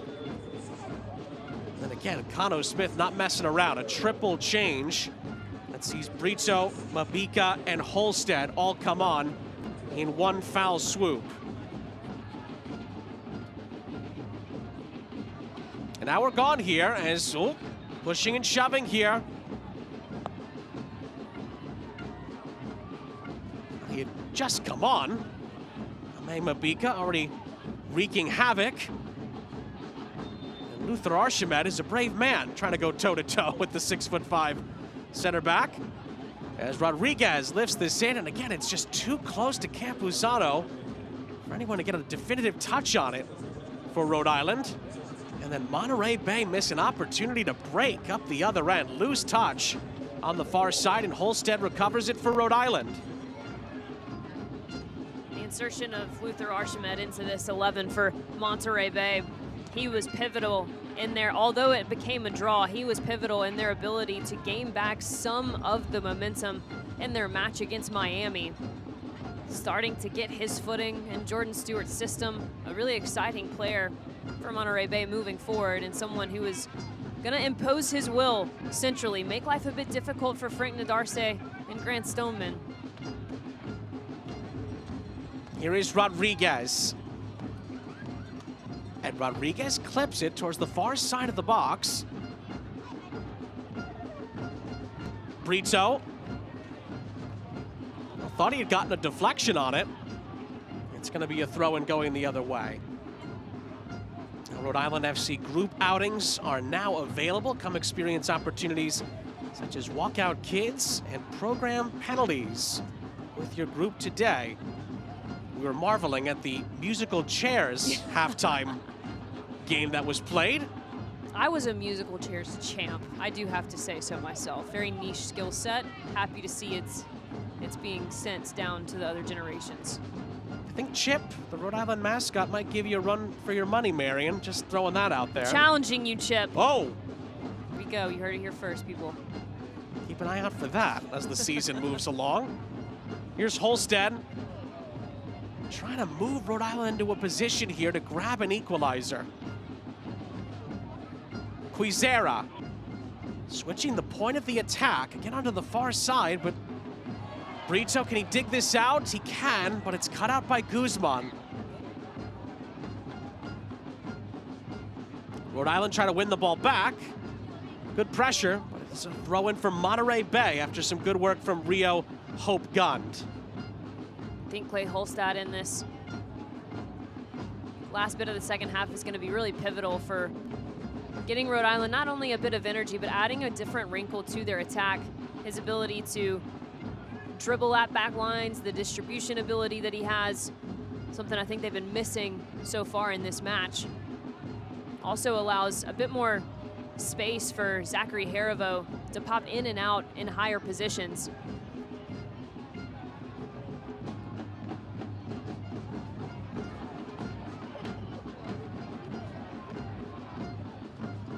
Nodarse. Quizera. Early ball into the box. It did take a deflection, never got to Dequa. And an awkward coming together there. The referee's going to allow play to continue.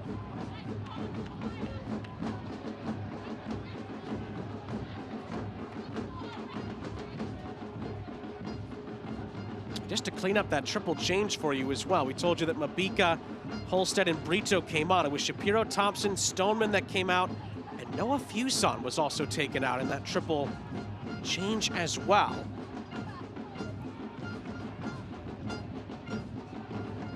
Here's Holstead. Again, finding Brito on the far side of the box. And Brito, he's immediately dispossessed. Can Monterey Bay take advantage? An opportunity to break here.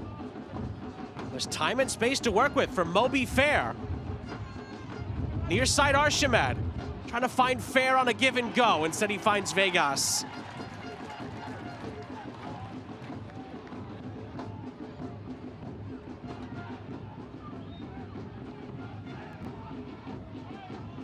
Monterey Bay can be so sharp, moving it in transition. It just fizzles out at the end. But Rhode Island, you look up at the clock and all of a sudden, just 25 minutes plus stoppage time left. If Rhode Island are going to salvage a result here.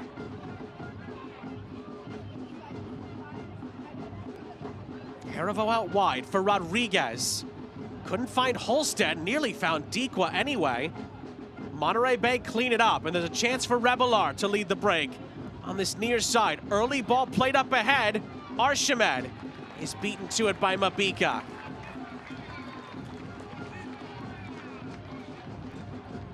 I'll scan now to learn more about Rhode Island FC's College Pass.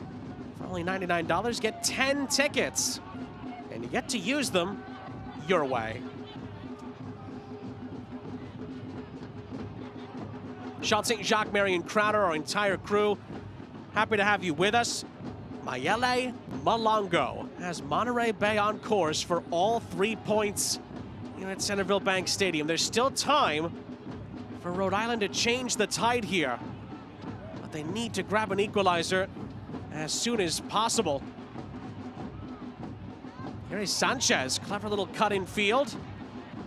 Falls for Holstead. Out wide for Harivo. First time ball into the box, cleared away.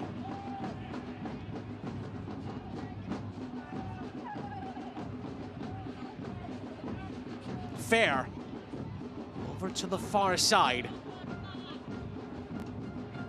Archimed is in the middle here. Chance to maybe cut this back, and then a layoff for Rebelar. Falls for a volleyed opportunity, and one that is skewered onto this near side. Coque Vegas taking no chances. Is able to clear. Rodriguez's shirt was held. Referee rightly waves on advantage for Rhode Island. Joe Brito on this near side. Lovely little feed in behind for Harivo. Far side Quizera. Oh, and Jojea Quizera forgets to take the ball with him.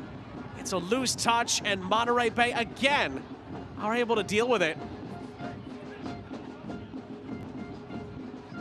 How many times have we seen a moment like that? A promising move for Rhode Island, but no sign of end product inside the penalty area. Yeah, really been the story on the day for Rhode Island's attack. Still have time to change it, but they're gonna have to close up some of these gaps centrally. Monterey Bay doing a really nice job to continue breaking lines of pressure. Lovely little back heel, it's played across. Touched away by Nodarse. And Harivo is able to gallop away from a challenge. A chance for Rhode Island to break here. Numbers are about even. Herivo for Quizera, who stays on side. Into the middle it goes. Maxi Rodriguez not able to get the shot away. Cleared away only as far as Holstead. Herivo, little layoff, Rodriguez. Dequa not able to get a shot away either. Sanchez for Brito.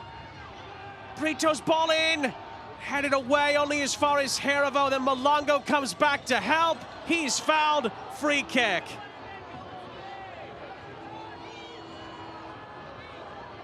And again, Rhode Island just cannot scrape it across. Feels like they don't have the magic. A poor touch from Maxi Rodriguez, a rarity. He makes up for it, though, with this cheeky flick, and then ultimately that's extremely well read by Joel Garcia Jr. Albert Dequa trying to get himself on the half turn to the near post. Garcia Jr. right there with him. But really that touch from Maxi Rodriguez, and I feel like we're a broken record, but that sums it up, right? The ideas have been churning. Even the progression in this second half that we've seen, the purposefulness with which Rhode Island is attacking, much different than that of the first half, much better, in fact. But that final action, final touch, that's what seems to still be open on the checklist. Final 20 minutes here in Pawtucket. Rhode Island have had bursts in the second half where they have been knocking on the door, but it remains firmly shut at the moment.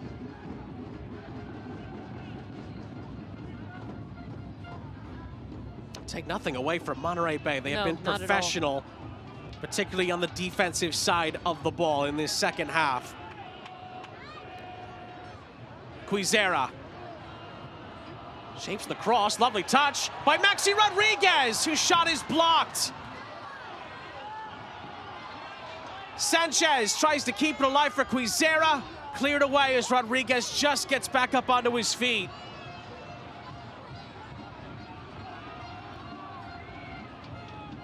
Nearly another magic Maxi moment.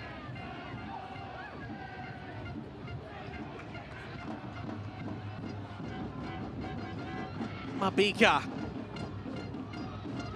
Rodriguez comes all the way back to the halfway line to ask for it. Mabika dribbles into the heart of the Monterey Bay defense and picks out Joe Brito on this near side.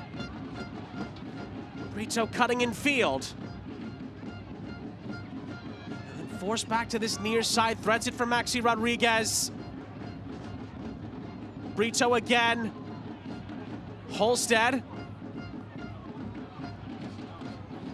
Holstead again from Brito, lovely give and go. Joe Brito's ball towards the far side, acrobatic clearance to the edge of the box. And Fanguk and company try to get it clear, but it's won back by Quizera and Herivo. Herivo for Holstead. First time ball is headed down by Rodriguez. Chance here for Brito. Holstead, no room for the shot. Quizera bending one in for Dequa. Just over his head, goal kick.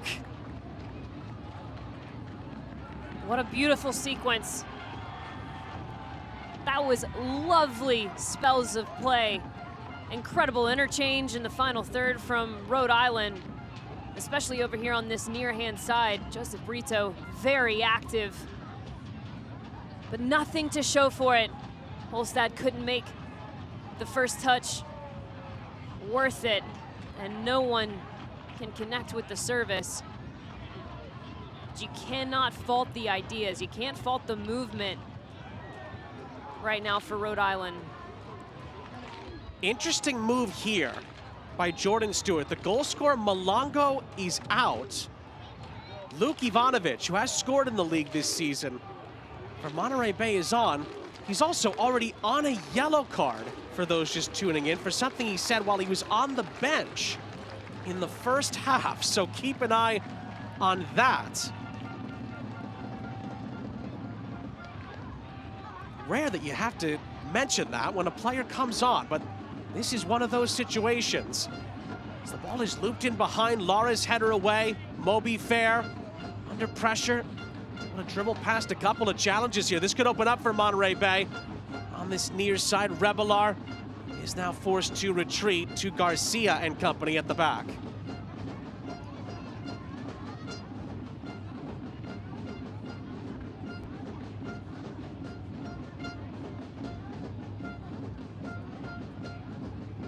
Here is Dixon. Dixon threads it through beautifully for Luther Archimed, who's running out of space, but wins a corner for the Seasiders.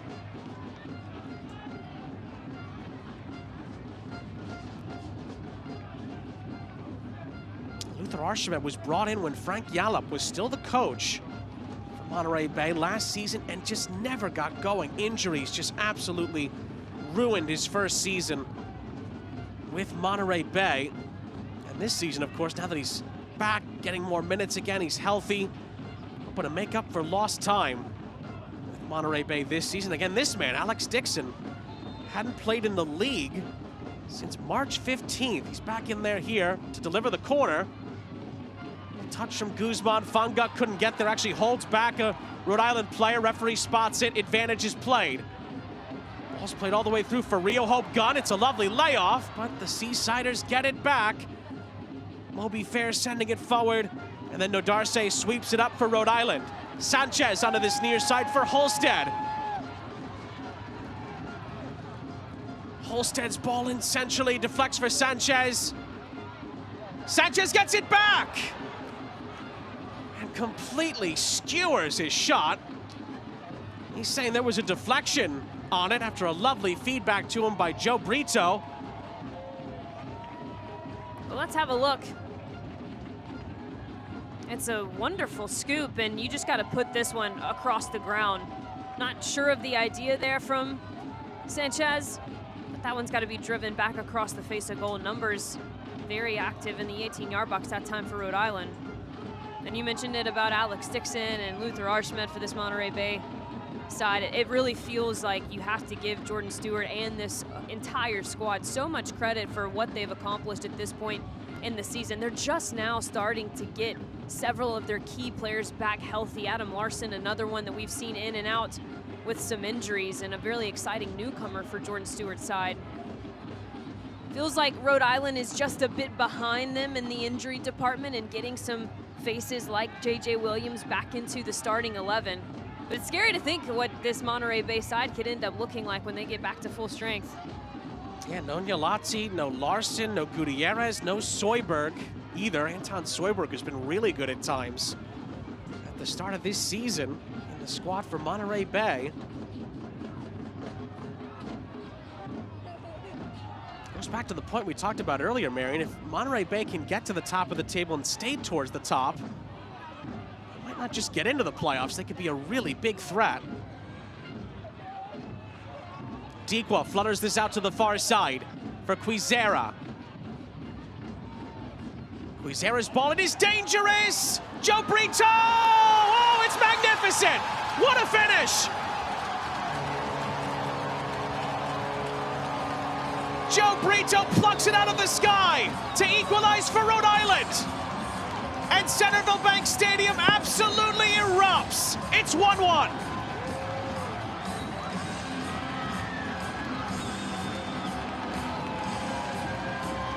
A very active substitution for Cano Smith's side. Joseph Brito, right place, right time. That's a beauty of a strike. Gets it on the outside of his foot, puts it only where it can go in, the favorable knock off the woodwork. And we told you, this is a Rhode Island side whose second half performances have been outstanding. And they finally get the goal to show for it.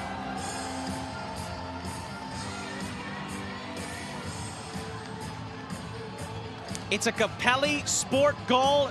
Joe Brito's first league goal of the season after having 3 with Rhode Island last season.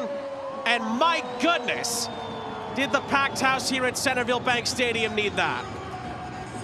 What a finish as well. And the game completely changes, 1-1 with 12 minutes to play.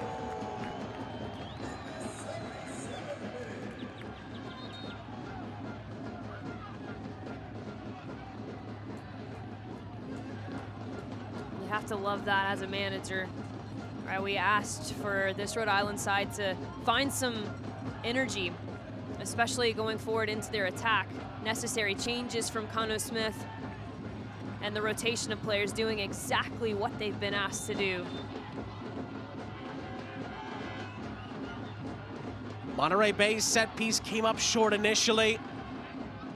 Sanchez steps in to win it back for Rhode Island and wins a free kick off of Revelar. Rhode Island won a yellow card for Revelar, just a free kick.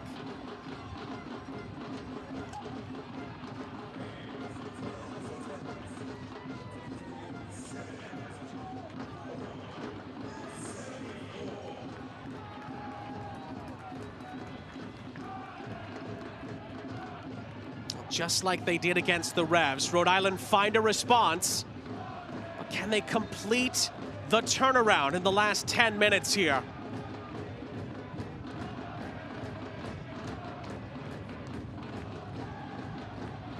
Well, Jordan Stewart, it looks like, is going to make a change here. Moby Fair will depart.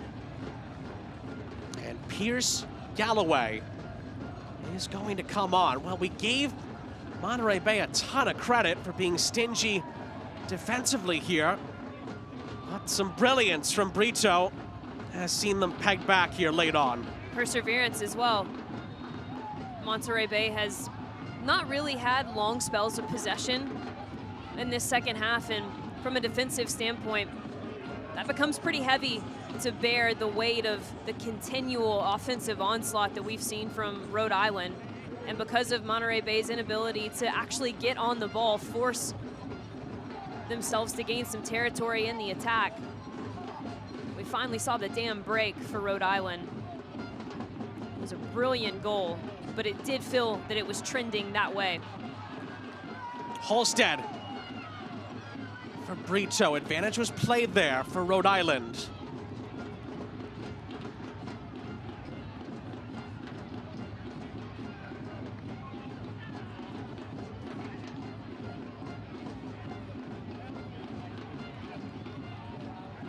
Quizera gets into the penalty area and plays it across. But again, Monterey Bay do just about enough.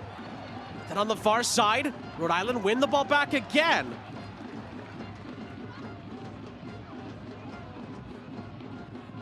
Harivo. Get to the byline. Oh no, Darcy, of all people, trying to move Rhode Island forward. It's a goal kick. If you're looking for help on how to pay for college, look no further than RISLA. They've been helping students and families for decades. Visit RISLA today at risla.com. We could be in for a heck of a finish here in Pawtucket. Monterey Bay led for a long, long way in this one. But Joe Brito has brought the host back level with his first goal of the season. Ooh, Sanchez. That's going to be revisited by the referee. Monterey Bay move it forward here. Revelar helped onto it. The foul looks to have gone against Monterey Bay in the end, but surely Sanchez is going to get booked, and he is. That really rash challenge earlier on in the build-up. And Revelar, we haven't seen much of him in the second half. It's Clay Holstad just pulling the arm down from behind.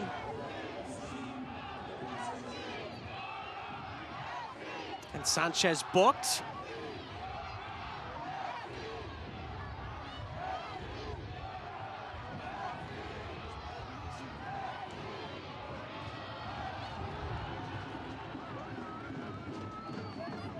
I should also tell you that in the midst of the goal celebrations, Tamu Okiyoshi is now on for Rhode Island as well. So both coaches down to one sub remaining.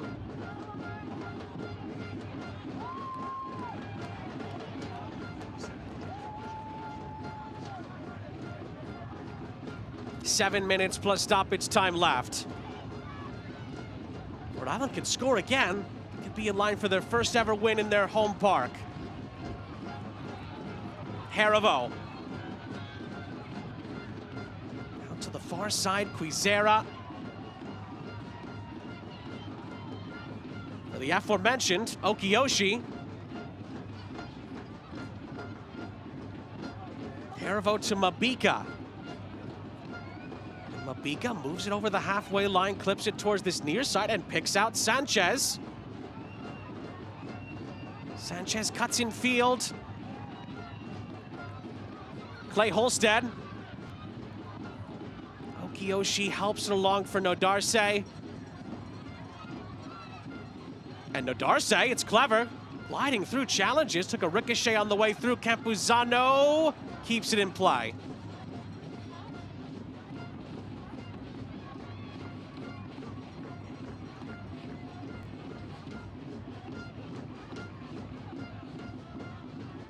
Now Guzman under some pressure here. Plays it down the far sideline. Nodarse is there. It took a ricochet. It's a Rhode Island throw.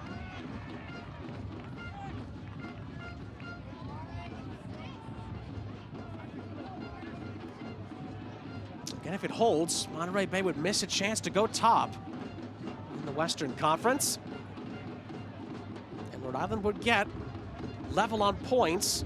The likes of Indy 11 and Birmingham, who are in 8th and 9th place in the East, at least for now, pending results later on. But Rhode Island really want to finish the comeback here. Quizera gets it back after Dikwa was brought down. Ooh, referee examined the situation there, looking for an advantage. Rhode Island will get the free kick.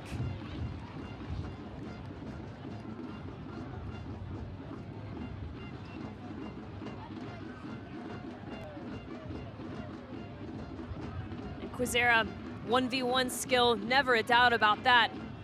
Love the decision from Dikwa to check back, and also love the options around Dikwa. Had Sanchez drifting forward, had numbers on the outside drifting forward. And the involvement of Albert Dikwa in the second half has been noticeable.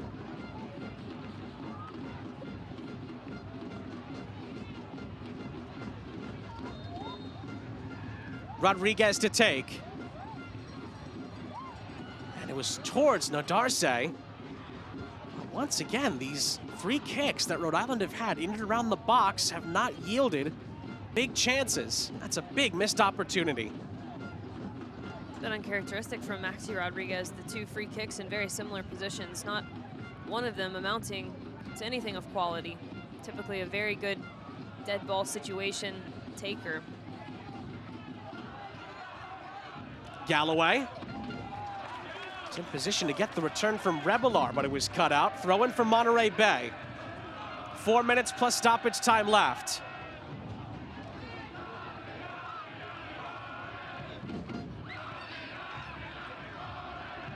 Garcia. Forced to go back. Now Galloway. Plays it into no man's land. Gives it back to Koke Vegas.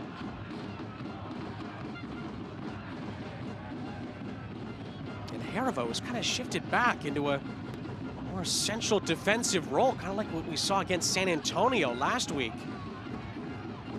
Boy, how important has his versatility been just in this week alone to Rhode Island's cause?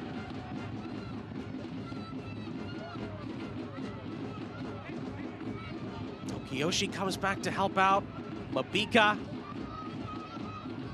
which has played in over 50 MLS games in his career. It's a huge get for Cano Smith for this season, particularly at this particular time with so many players in and out of the lineup. And that's really the transition that we've seen. Anytime Okiyoshi has come onto the pitch, it's dropped Harivo back. Brito. Sanchez dispossessed. He hopped right back up. I hear Sanchez. But Rhode Island wins the ball right back. Good step. Mabika almost opened up for him. Quizera for Brito, blocked. Brito plays it in behind. Mabika stayed up there. Recovered by Dikwa. Played back across for Quizera. who just missed out on being a Rhode Island hero.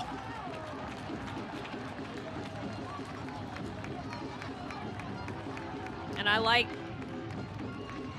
that Mbika just stayed up there. His 6'5" towering presence.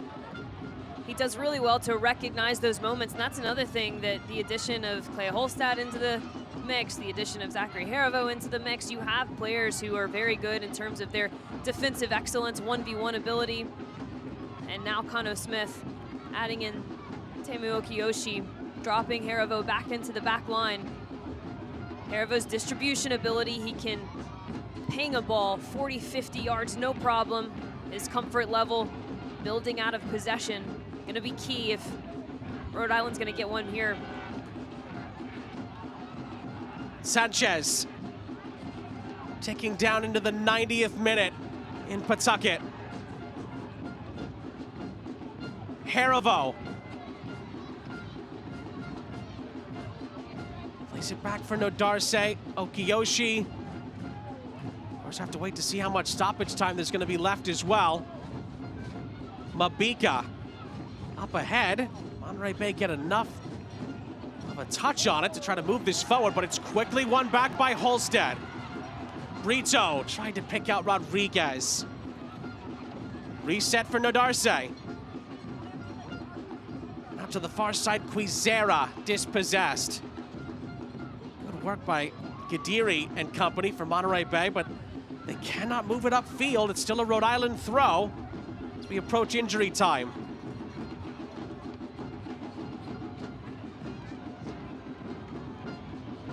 Mbika looks for somewhere to play it. Has Harivo for company. We're into 3 added minutes here at Centerville Bank Stadium. Can Rhode Island win it late and get their first win in their new home? Rodriguez, clever. Back down the line for Quizera, whose first time ball in his cutout, looking for Dikwa. Ball still in play on the far side. Rodriguez again. Goes towards the byline, the cross into the middle, flicked away. Only as far as Okiyoshi, who plays it into the middle. Brito's there. Brito blocked. And Rhode Island didn't get a second bite at it. Monterey Bay looked to bring it up the other end here. They don't have the numbers, but can at least move it forward with Ivanovic. And Ivanovic is able to get it past Holstad. Doesn't have too much to work with looking forward and is forced to slightly reset. All more light blue shirts join in. This is Garcia. And Garcia's touch is completely miscued into the path of Vegas. Right on cue. Holstad and Harivo doing really good rest defense, mitigating that promising transitional moment looked to be for Monterey Bay here in stoppage time.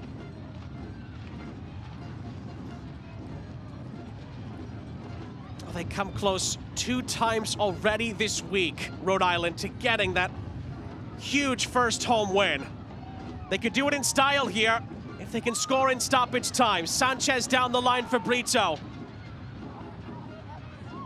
Brito just about keeps this in play and plays the ball into the penalty area, cleared away before it could get to Rodriguez. Sanchez still fighting for it. It is a throw into Monterey Bay with a minute left.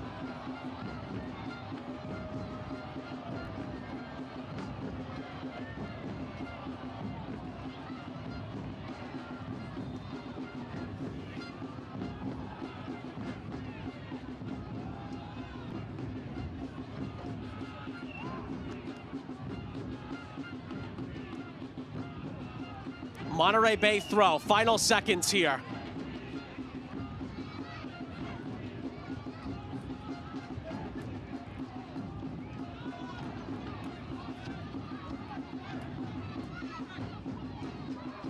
Ball's thrown over the halfway line. George Stewart thought there might have been a little push from Mbika. And then Monterey Bay will get the free kick. And the Seasiders might get a chance to have the last say here.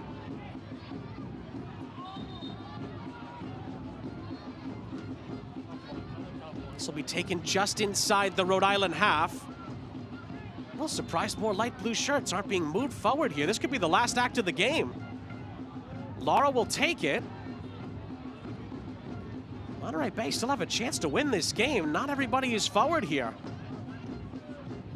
Lara does place it towards the far side of the box. It is headed down. In the end, Rhode Island win it back with Harivo. All eyes on J.C. Griggs for how much longer we continue on here. Mabika. Harivo. He's going to send this forward. Is there time for one more chance? Dikwa flicking it forward for Quizera. It runs out of play. And that is it. Full time in Pawtucket. Well, Joe Brito, with a magnificent goal laid on, does salvage a point for Rhode Island, but their wait for a win here at Centerville Bank Stadium does go on. Jordan Stewart's Monterey Bay, they can feel that they leave with a hard-earned point as well. As for the second home game in a row for Rhode Island, maybe fittingly in some ways based on last season, ends in a draw. The results fair. Ultimately, Monterey Bay, a really professional performance on the road, but Conno Smith's Rhode Island side continued to persevere, and the second half substitutions were fantastic. That first win still looming, but ultimately 1 point better than none. It overall is a very successful week opening up this stadium for Rhode Island FC. There's no questions about that. They take points from each of their league games despite a tough defeat to New England in the Open Cup. And our save of the game is brought to you by Centerville Bank. This is a good chance for Monterey Bay. Koke Vegas off a ricochet makes the stop. And Koke Vegas, other than this one, wasn't tested all that much. That's credit to really the control that Rhode Island had for the majority of the match. And then, of course, maybe the moment of the match, our energy play of the game presented by Rhode Island Energy. What a hit by Joe Brito. Gonna be a contender for goal of the week, no doubt about it. Joseph Brito, one of those second half substitutions, making his mark known on this game. That was the game-changing moment that sees Rhode Island leave with a point here at Centerville Bank Stadium. 1-1 is the final score. Joe Brito steals the headlines late with his first goal of the season. And after the break, we will wrap it up from Pawtucket.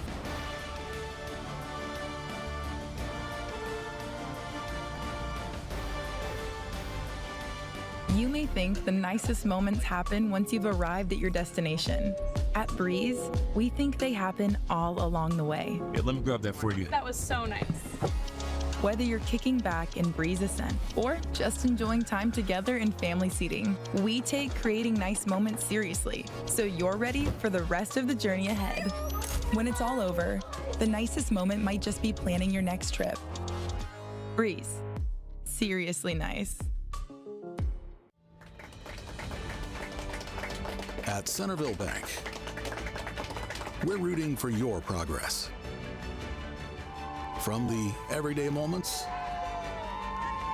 to the challenges you overcome, the little victories and the big wins. Because your progress is our purpose. Centerville Bank, progress on purpose. At Ortho Rhode Island, we've built the future of orthopedic care around an important foundation, you.